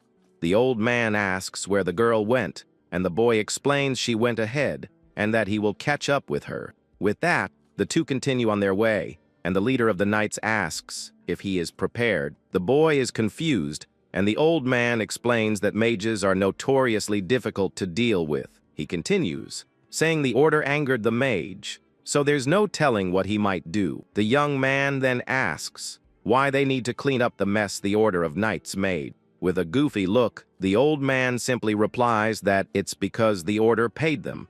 One of the knights appears and says it's only fair since they received money for the mission. Our hero finally understands why they all wear such good and expensive armor. The old man comforts him and says he's sure the other mage will go easy on him because of him. The boy then prepares for his first encounter with a mage other than his master. As they approach the mage's house, they notice a sinister green energy emanating from the place. Inside the house, the energy spreads everywhere, and several lifeless rats appear. A witch named Monty Campbell prepares a potion in her cauldron with a smile on her face. We are then taken to a flashback where some men ask for the witch's help to capture the manticore. One of them arrogantly reminds the woman that the village is under the order's jurisdiction. The witch gets annoyed by the man's attitude and the way he spoke to her. She then says the least they could do is eat her food with a smile. In a threatening tone, she asks if they are confident they won't run away after smelling it. The witch then turns to the men and invites them to come closer to her boiling cauldron. Back in the present, our hero wonders what a plant mage is and what their specialty is. The old man explains that Monty Campbell is a famous plant mage known for her skills. She not only manipulates plants and vegetation, but also creates terrible drugs and poisons from them. The old man says that to hunt the manticore, they needed a strong poison, which is why they went to her. Suddenly, a horrible smell fills the air, and the knights start to feel very sick. But our hero realizes that the smell is familiar, and that he has smelled it somewhere before. The two then arrive at the witch's door, and prepare for the encounter that awaits them. The door opens, and the witch appears with a scary smile, saying she was waiting for them. The leader of the knights recognizes Monty Campbell and tries to shield himself from the strong smell emanating from her. She says she is happy they made it and invites them into her home. With a sinister look, the witch shows them the feast she prepared, featuring a bubbling cauldron. The smell spreads throughout the house, and various strange ingredients are hanging everywhere. Two of the knights can't stand the smell and start to feel sick from the overwhelming odor. The old man says she didn't need to prove her power that way, and the witch says it was just a dish. She then challenges them, saying that if they aren't guests, they might as well leave the house. The knights continue to feel sick, and one of them even gets sick to his stomach because of the unbearable smell.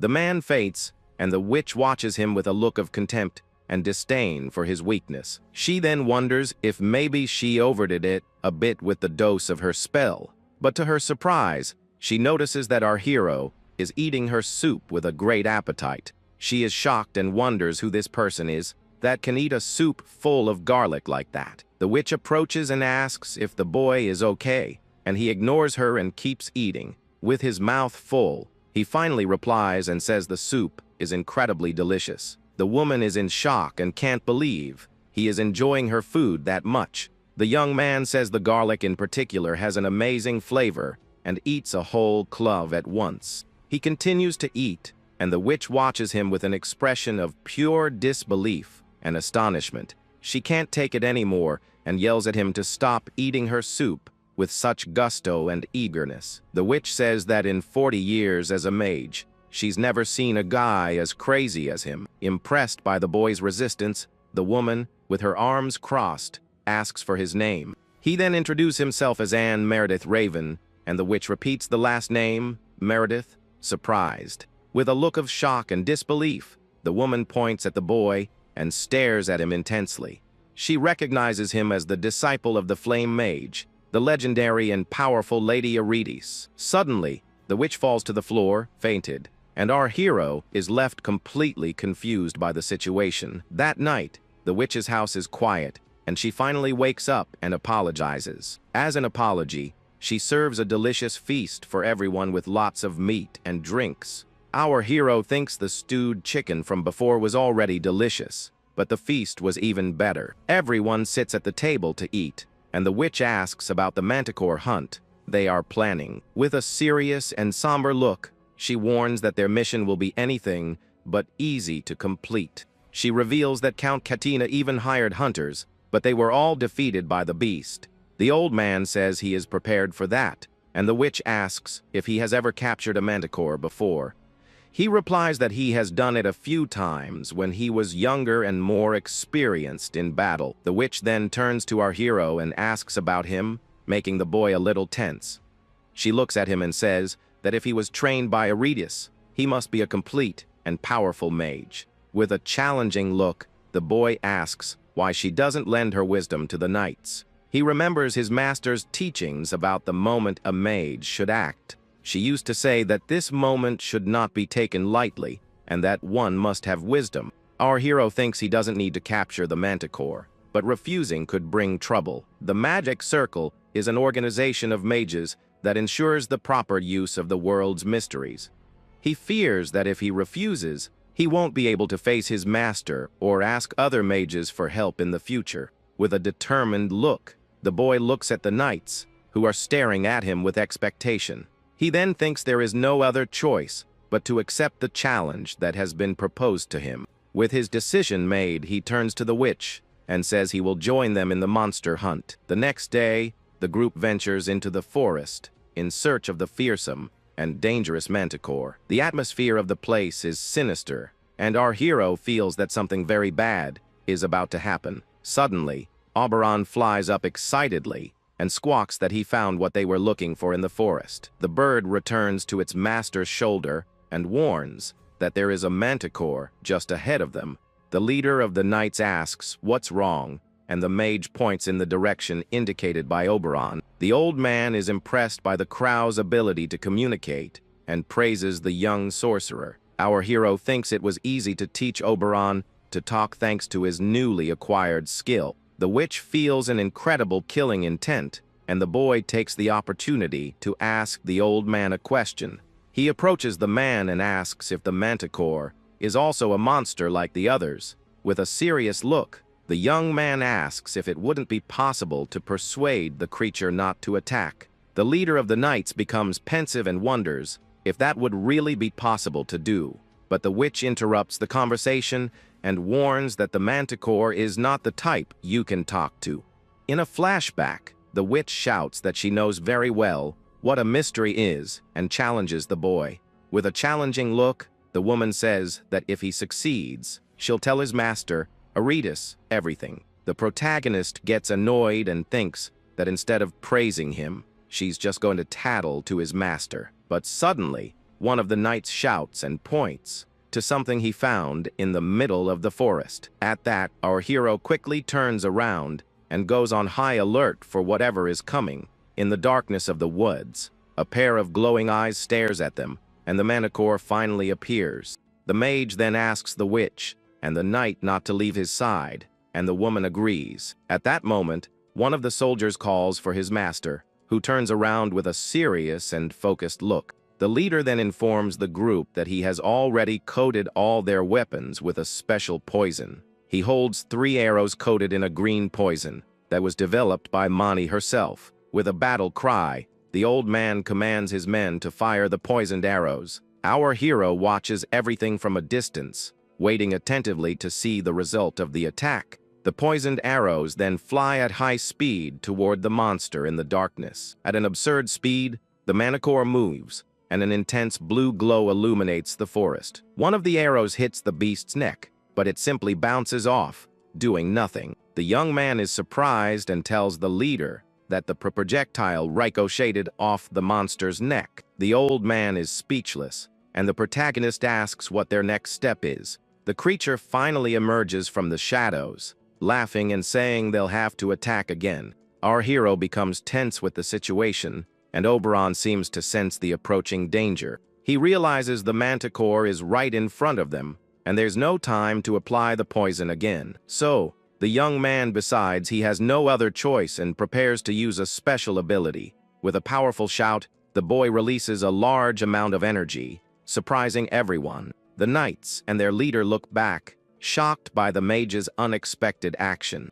Even the witch is impressed and thinks that the boy really did what he said he would.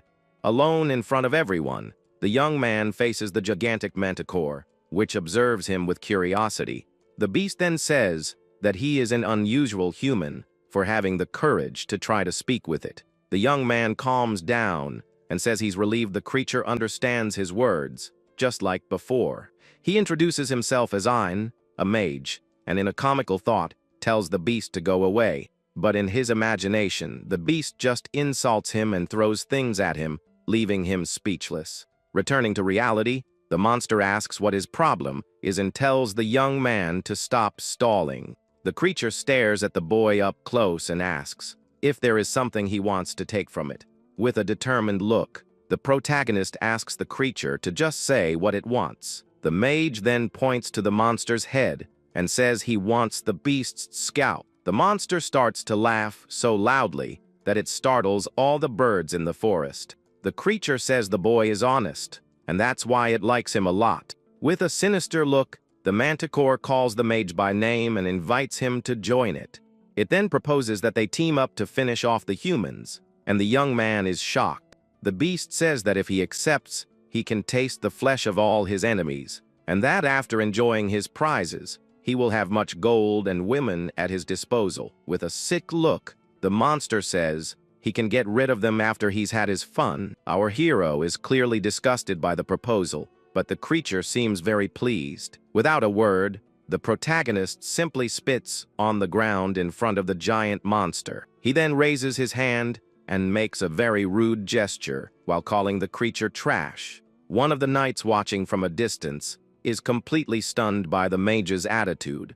The young man continues to face the creature without fear and says that its proposal is too disgusting. The manticore then gets angry with the response and flies high, ready to attack with everything it has. With a look full of hatred, the beast says the mage's attitude only made it want to defeat him more. At that moment, Oberon flies away as the young man begins to recite a powerful spell. The witch observes the scene from afar and also decides to help using one of her plant spells. She throws a seed on the ground that glows with an intense green light and begins to grow. In a few seconds, a giant plant sprouts from the ground with a magical and intense glow. The plant's vines grow rapidly and wrap around the manticore's body, trapping it. The leader of the knights is impressed with the witch's magic, as he didn't expect it. The two look at the enormous plant structure that holds the beast in the middle of the forest. The old man asks what she did, and the witch sarcastically replies that she ate the manticore. She then jokingly adds that she also ate the knights who were nearby. The woman then yells that they aren't children and will be able to manage on their own. The old man is startled, but the witch tells them to focus on defeating the manticore first. With that, our hero wastes no time and starts moving quickly to the location. He then runs toward his group, shouting for the older man to wait for him. Arriving there, the leader of the knights asks if all his companions are okay. The protagonist looks at him with a worried expression and calls him master with a trembling voice.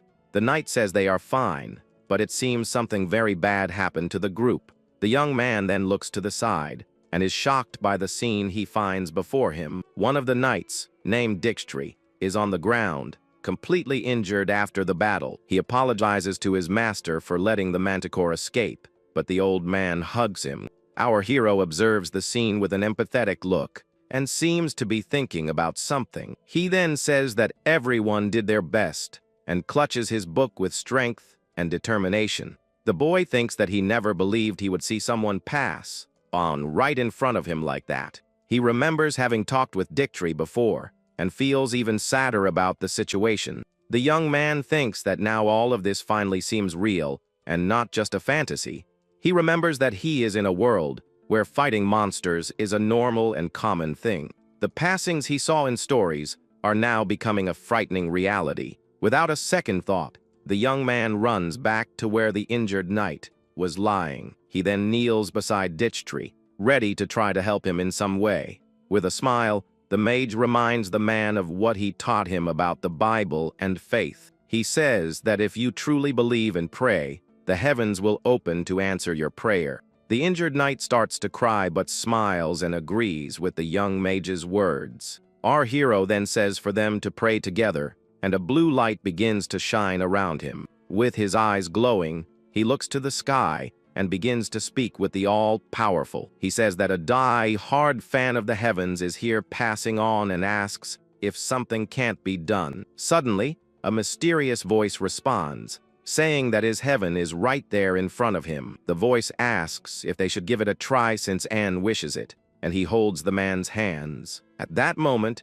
an even stronger blue light explodes from the injured knight's body. Everyone else watches the scene in awe as the light takes over the entire forest. The leader of the knights then calls out Anne's name, surprised by what was happening. The injured knight looks at the blue light emanating from the mage's hands and is speechless. Even our hero is surprised by the intensity of the power flowing through him. In a vision, Dmitri is in a celestial place when a voice calls for him to wake up. A woman in white clothes with a divine aura then appears, floating in front of him. The man is completely shocked by the apparition and wonders if she is a goddess. The entity says she is happy to see him, and the knight bows in a gesture of respect. He then wonders why God is there and realizes that place must be heaven, but the goddess warns him that he still has things to do and cannot stay there for now. Confused, the man asks what kind of things he would still need to do in life.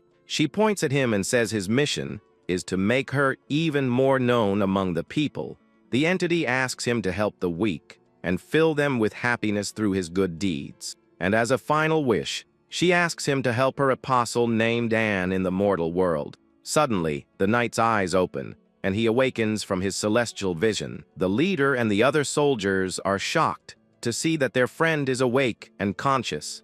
Dmitri sits up, confused, and looks around, trying to understand where he is and what happened. Our hero then approaches and calls him by name with a calm and peaceful look. With a smile on his face, the mage asks how it feels to come back from the other side. The man jumps up and grabs the young man's staff, asking what he is doing. Crying, he asks if he was ordered by that great figure to save him from his end. The protagonist is a bit embarrassed by the exaggerated reaction of the revived knight.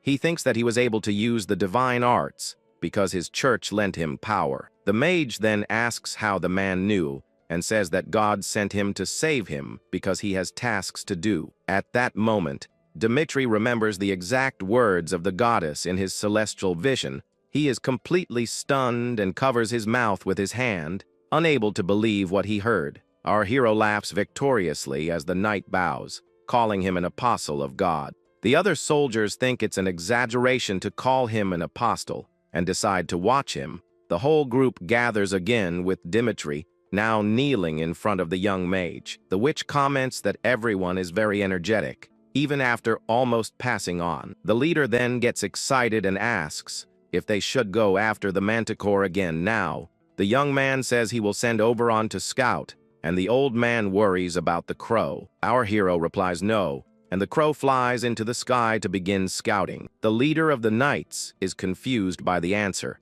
but the mage has a plan in mind. Remembering the creature, the young man thinks that it's not some ordinary trash and needs to be taken seriously. With a determined look, he says they need to completely crush the creature. Meanwhile, in a nearby town, screams of despair echo through the streets at dusk.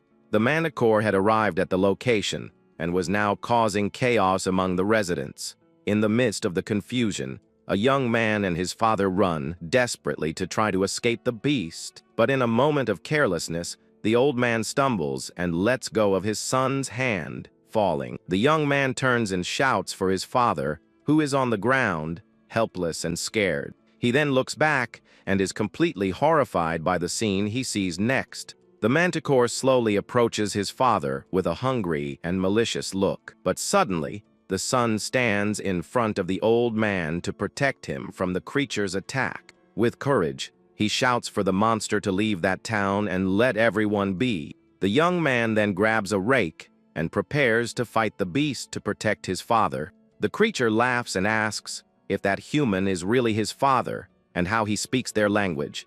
The beast makes a sick proposal and tells the young man to eliminate his own father and bring him. In return, it promises to spare the lives of all the other humans in the city. The son refuses to believe the proposal and hugs his father to protect him from the monster. With a wicked smile, the creature says that then there is no other way to resolve this. With a cry of hatred, the beast raises its sharp claw, ready to strike them both.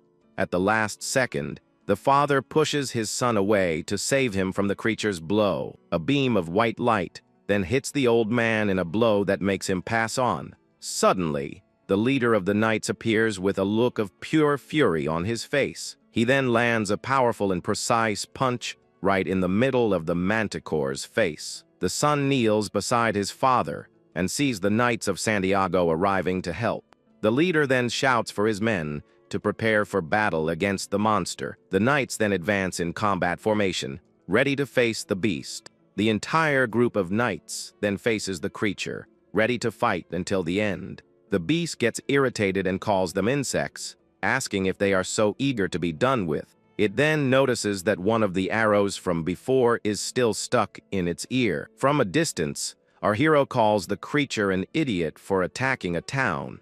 The young man observes the scene with contempt and says that their fight will lead nowhere. With that, the beast becomes furious with the taunt and yells for the mage to shut up. But the mage just scoffs and says, "That's just the howl of a big loser." The creature gets angry at the insult and charges with full force at the young sorcerer. At an absurd speed, the beast runs toward the young man, kicking up dust wherever it goes. Our hero, however, doesn't seem the least bit scared and faces the creature with a smile. But suddenly, the monster realizes something is wrong and that the young man is no longer there. In his place, the witch and the leader of the knights appear to intercept the beast's attack. The woman then wastes no time and uses her vegetation magic to attack the monster. A seed glows with an intense green light and begins to grow rapidly on the ground. Large vines then sprout from the ground and wrap around the creature's body, trapping it. Seizing the chance, the leader of the knights yells for his men to attack now. With that, two of his soldiers throw pots full of oil toward the manticore. The pots break, and the flammable liquid completely covers the monster's body. The creature becomes furious with their strategy and yells that they are using cheap tricks.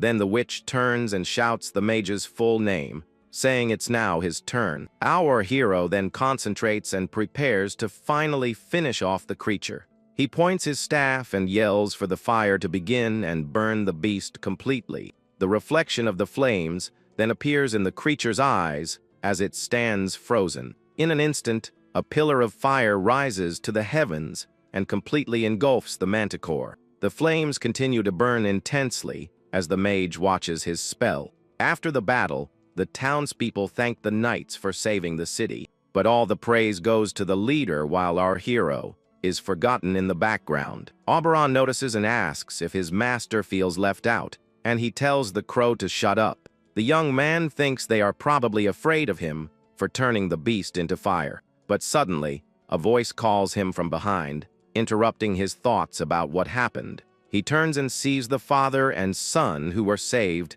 thanking him for his help in the fight. The protagonist is a bit embarrassed by the thanks and says he didn't do it for that. At that moment, the leader of the knights approaches and calls the young mage by name. The young man tries to explain, saying he just followed the witch's orders, but the leader praises him for a job well done. The old man is then impressed by the young man's humility for someone with so much power and admires him. He thinks that with this personality, the mage will win over the nobles and become someone important. Suddenly, footsteps are heard in the middle of the city, and a new group of people approaches. The newcomers then ask if by chance they were the ones who managed to capture the dangerous manticore. With that, the mage asks who they are, and one of the men introduces himself as a knight from the castle. The soldier apologizes for intruding but asks if they could accompany them there. He then reveals that His Excellency, Count Katina, has asked for them to be invited to the castle. Arriving at the location, a voice welcomes them and greets the brave warriors who saved the city. A grand banquet is served for them as thanks for facing the monster. Count Katina praises them and says they are a group of truly righteous individuals. But the leader of the knights replies that it was nothing and that they were just doing their duty. One of the count's knights laments that their castle doesn't have such competent soldiers. The count then turns to the witch and assures her that his associates will no longer interfere with her house. Then he turns to the protagonist and says he has heard a lot about him from his niece. The young mage, however, is so busy eating that he doesn't even pay attention to what the man is saying. Oberon then informs his master that the man is trying to talk to him, but the young man doesn't stop. The count feels completely ignored by the mage's attitude and is shocked by the disrespect. The protagonist finally stops eating and looks at the man with a questioning expression. He apologizes and says the food was too good and he was just talking to the crow. The man says he heard the mage took very good care of his niece, and a servant brings a chest. The young man then opens the chest, and a very intense golden light shines from within, blinding him. Inside the chest, he finds what appears to be a completely golden magic scroll. The scroll opens, revealing magical writings and explaining that it activates when torn. Our hero is surprised to find that it's an immediate activation magic scroll. He thinks the item is incredible and that every word written on it seems to be of high quality. The count then asks if he liked the gift, as it was prepared especially for the young man. With a smile, the mage thanks him for the precious gift he received from the mysterious man. The nobleman says it was nothing, as the young man brought his niece Lucy back safely. With a satisfied smile, Count Tina makes a small, strange gesture with his fingers. The young man tries to explain, saying he just followed the witch's orders, but the leader praises him for a job well done. The old man is then impressed by the young man's humility for someone with so much power and admires him. He thinks that with this personality, the mage will win over the nobles and become someone important. Suddenly, footsteps are heard in the middle of the city, and a new group of people approaches. The newcomers then ask if by chance they were the ones who managed to capture the dangerous manticore. With that, the mage asks who they are, and one of the men introduces himself as a knight from the castle. The soldier apologizes for intruding but asks if they could accompany them there. He then reveals that His Excellency, Count Katina, has asked for them to be invited to the castle. Arriving at the location, a voice welcomes them and greets the brave warriors who saved the city. A grand banquet is served for them as thanks for facing the monster. Count Katina praises them and says they are a group of truly righteous individuals. But the leader of the knights replies that it was nothing and that they were just doing their duty. One of the count's knights laments that their castle doesn't have such competent soldiers. The count then turns to the witch and assures her that his associates will no longer interfere with her house. Then he turns to the protagonist and says he has heard a lot about him from his niece. The young mage, however, is so busy eating that he doesn't even pay attention to what the man is saying. Oberon then informs his master that the man is trying to talk to him, but the young man doesn't stop. The count feels completely ignored by the mage's attitude and is shocked by the disrespect. The protagonist finally stops eating and looks at the man with a questioning expression. He apologizes and says the food was too good, and he was just talking to the crow. The man says he heard the mage took very good care of his niece, and a servant brings a chest. The young man then opens the chest, and a very intense golden light shines from within, blinding him. Inside the chest, he finds what appears to be a completely golden magic scroll. The scroll opens, revealing magical writings and explaining that it activates when torn. Our hero is surprised to find that it's an immediate activation magic scroll. He thinks the item is incredible and that every word written on it seems to be of high quality. The count then asks if he liked the gift, as it was prepared especially for the young man. With a smile, the mage thanks him for the precious gift he received from the mysterious man. The nobleman says it was nothing, as the young man brought his niece Lucy back safely. With a satisfied smile, Count Katina makes a small, strange gesture with his fingers. With a shocked face, Lucy points to the old man and says that he is a legendary figure. The knight then smiles with an air of confidence and pride in his glorious past. The girl then reveals that the man is the legendary and powerful sword master, but our hero doesn't seem impressed at all and shows a complete lack of interest. The young woman then yells at the young man and says the old man is a true living legend. The sword master laughs and says that reaction is typical of the mage, leaving the young man confused. The knights think the mage wants to defeat the master, who lost his talent long ago. The old man just laughs at the situation and says it's no big deal, so as not to cause trouble. The witch and the knight prepare to leave, and he asks the young man to give a message to Elidis. Dmitri thanks the mage and says they need to see each other again, but the young man doesn't like the idea. The sword master then turns and calls the mage's name for a final farewell. The two then shake hands in a gesture of respect and newfound friendship. With a smile, the young man says that when things calm down, he will go to the ruins of Trifaro. The old man smiles happily and says that then they will meet again soon in the future.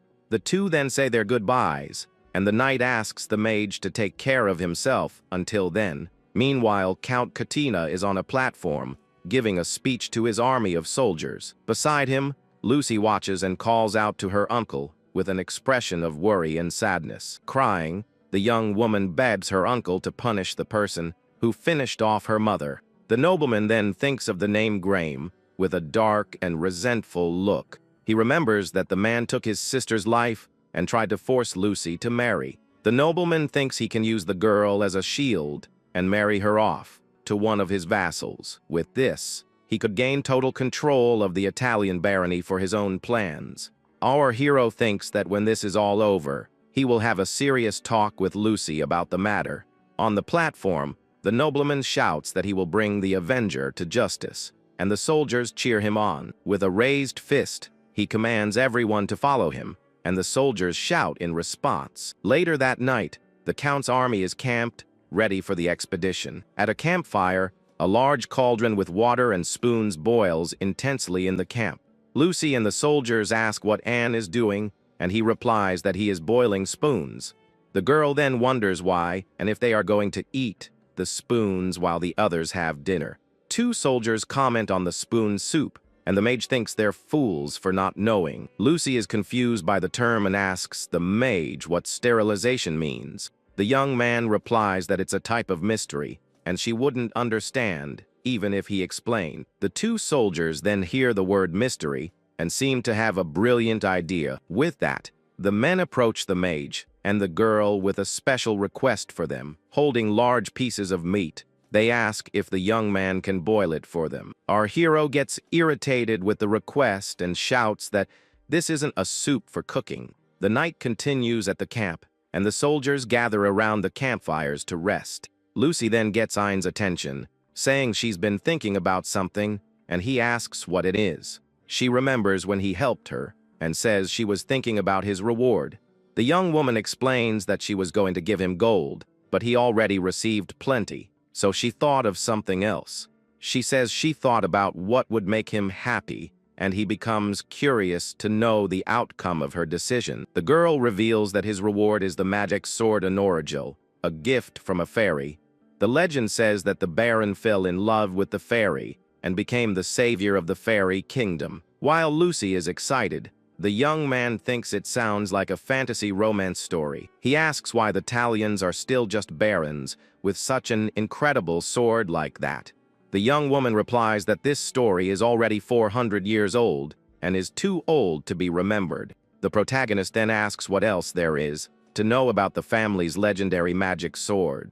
She reveals that Anorigil is buried in the tomb of the first Baron, leaving them both shocked. The mage then realizes that to get the sword, they would have to unearth a tome. He finds it very strange for a descendant to dig up her ancestor's tome to give away the sword. The young man asks if she treats the tome like a time capsule, and she doesn't understand at all. He says the sword seems valuable and asks if she shouldn't use it for her family. He suggests it would be better than being used by people who only care about her noble title. The young woman says she hasn't reclaimed anything yet, but thanks to him, she has a chance to fight. She explains that's why she appreciates his help so much, and that he deserves something valuable in return. With a red face, she yells that this is why she is giving him that precious heirloom. Then the girl calls him an idiot and runs off while the maid shouts her name, worried. With a hand on his head, the young man thinks that maybe he went too far with his words. Suddenly, one of the soldiers approaches and calls out to the mage, who was distracted looking into the distance. The man then informs him that the Count has a special request to make of the young sorcerer. Night falls on the camp, and the expedition prepares for a new day's journey. In a nearby town, however, a man argues with soldiers and calls them thieves. One of the soldiers scoffs and says that if he hands over 3 chickens, they will leave him alone. He then approaches and says he has a battle to fight and can't go on an empty stomach. But suddenly, the 3 soldiers are startled by a strange noise coming from nearby. They look up and see a crow that looks like the one the mage has on his shoulder. The bird then calls out excitedly and tells everyone that its master has finally arrived. The men are completely shocked by what they see and shout that the crow is talking. Suddenly, a voice comes from behind them, and the 3 slowly turn to look. With faces full of fear, the soldiers stare at the figure that appeared in the middle of the night. Our hero then emerges from the shadows and asks what they think they are doing there. Later that night, candlelight illuminates a tent in the middle of the camp. Inside, Count Katana calls Anne's name and says he has a favor to ask of him. The young man notices that the man is hesitant and wonders what kind of favor it could be. The nobleman then asks the mage to stop the crimes of the mercenaries in that city. The protagonist asks if that wouldn't be a job for the castle's knights. The man explains that his knights are on the side of the mercenaries and cover up their crimes. He says he could even ignore small lootings to keep up morale, but the situation has worsened. The mage remembers Lucy asking him to take care of her land and makes a decision. He thinks that if the nobleman doesn't want to get his hands dirty, then he should do the job himself. With a determined look, the young man thinks that the mercenaries will think twice now. He then imagines a frightening shadow behind the men who invade houses like thieves. With a shout, the young man says that this is a punishment and that he will make an example of them. The soldiers apologize and say they've learned their lesson, and the mage sends them away. After that day, the town finally seems to have regained some peace. The young man and Oberon began capturing the mercenaries, who were causing trouble in the region. As a result, they became so afraid that they stopped leaving their homes to avoid being caught. When the Count and Lucy heard the news, they were extremely happy and relieved. However, one day, one of the soldiers approaches the nobleman with a serious expression. He then informs his lord that they have a very serious problem on their hands. The result of the soldier's investigation reveals that they have an unexpected and grave problem. He informs them that their army is no longer a threat to the usurpers of the territory. Our hero is confused and asks how that is possible with more than 400 troops. The man explains that since their forces cannot act freely, they have become harmless. He says that if the army had pillaged, the people of Tarion would have protested against Graham. But since the enemy already has Tarion in their hands, the people have no reason to revolt. Since their march was restrained so as not to harm the civilians, the enemy has grown stronger. With this, Graham gained time to gather his own troops and now has the support of the people. With the army unable to move and morale low, their situation became quite complicated. Our hero then thinks that the soldier is right and that things have gotten very strange. The soldier asks his lord if they should allow the looting, but the nobleman hesitates. Lucy then turns to the mage and asks if he has any way to fix this. The young woman looks at him with an expression full of expectation, hoping for a solution to the problem. The young man thinks for a moment and replies that there might be a way to solve it. The Count and the girl ask him to tell them quickly, and the young man thinks for a bit before speaking. The young woman is happy with the answer, but the nobleman thinks the mage is getting too cocky. Our hero then leaves the tent and finds some of the Count's soldiers waiting outside. Meanwhile, somewhere in Tarion territory, 2 soldiers are talking to each other. Inside a house, a man shouts at a crow on the window to shut its beak. He gets irritated by the bird's noise and insults it, calling it a cursed crow as he glares at it. But suddenly, the man is startled when he senses a presence and asks, "Who is there?" Outside, our hero asks if he is the owner of the nearby wheat field. One of the soldiers then introduces the young man as Anirecap, the apprentice of the sorceress Iritis. The man is completely terrified upon hearing the name, and his expression changes instantly. He then kneels and begs for forgiveness for his rudeness, as he didn't know who he was. The protagonist just sighs, tired of the man's exaggerated reaction to his presence. He then says that the wheat is a lost cause, and the man asks what he means. With his staff, the mage reveals a malevolent energy that is corrupting the field's soil. He explains that a malevolent stain has soaked that field, and a red aura surrounds it. The spirit of the first Barentarian, who was robbed of his land, now haunts the place. The man falls to his knees, crying, and asks what they should do now about the curse. Our hero then interrupts him with a shout and tells the frightened man to be quiet. With a serious and focused look, the mage prepares to reveal the solution to the problem. He shouts that the heavens have spoken and that the Baron's anger will only be appeased if Lucy inherits the title. The mage then says he feels more bad vibrations and runs off with the soldiers, leaving the man behind. The field owner is left behind, thinking that because of the usurper, his land is ruined. After a while, rumors spread, and a soldier tells the count that he doesn't need to worry. The man says that if his presence is such a bother, he can simply withdraw from the contest. The enemy's banner is pelted with tomatoes, and the people begin to turn against the usurper.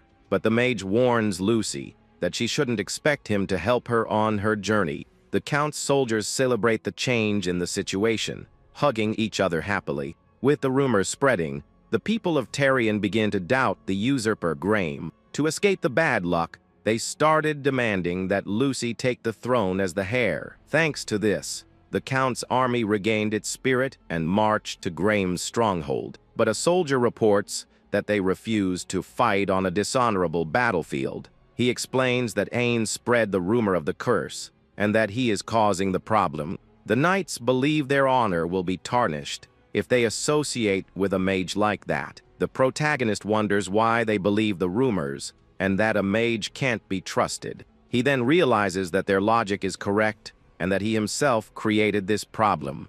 The soldiers think the mage is trying to trick them, and can't see the truth. The nobleman listens to everything attentively, and seems to be thinking of a solution to the stalemate. He thinks that the knights have decided it's all a lie, and that this is a ridiculous stance.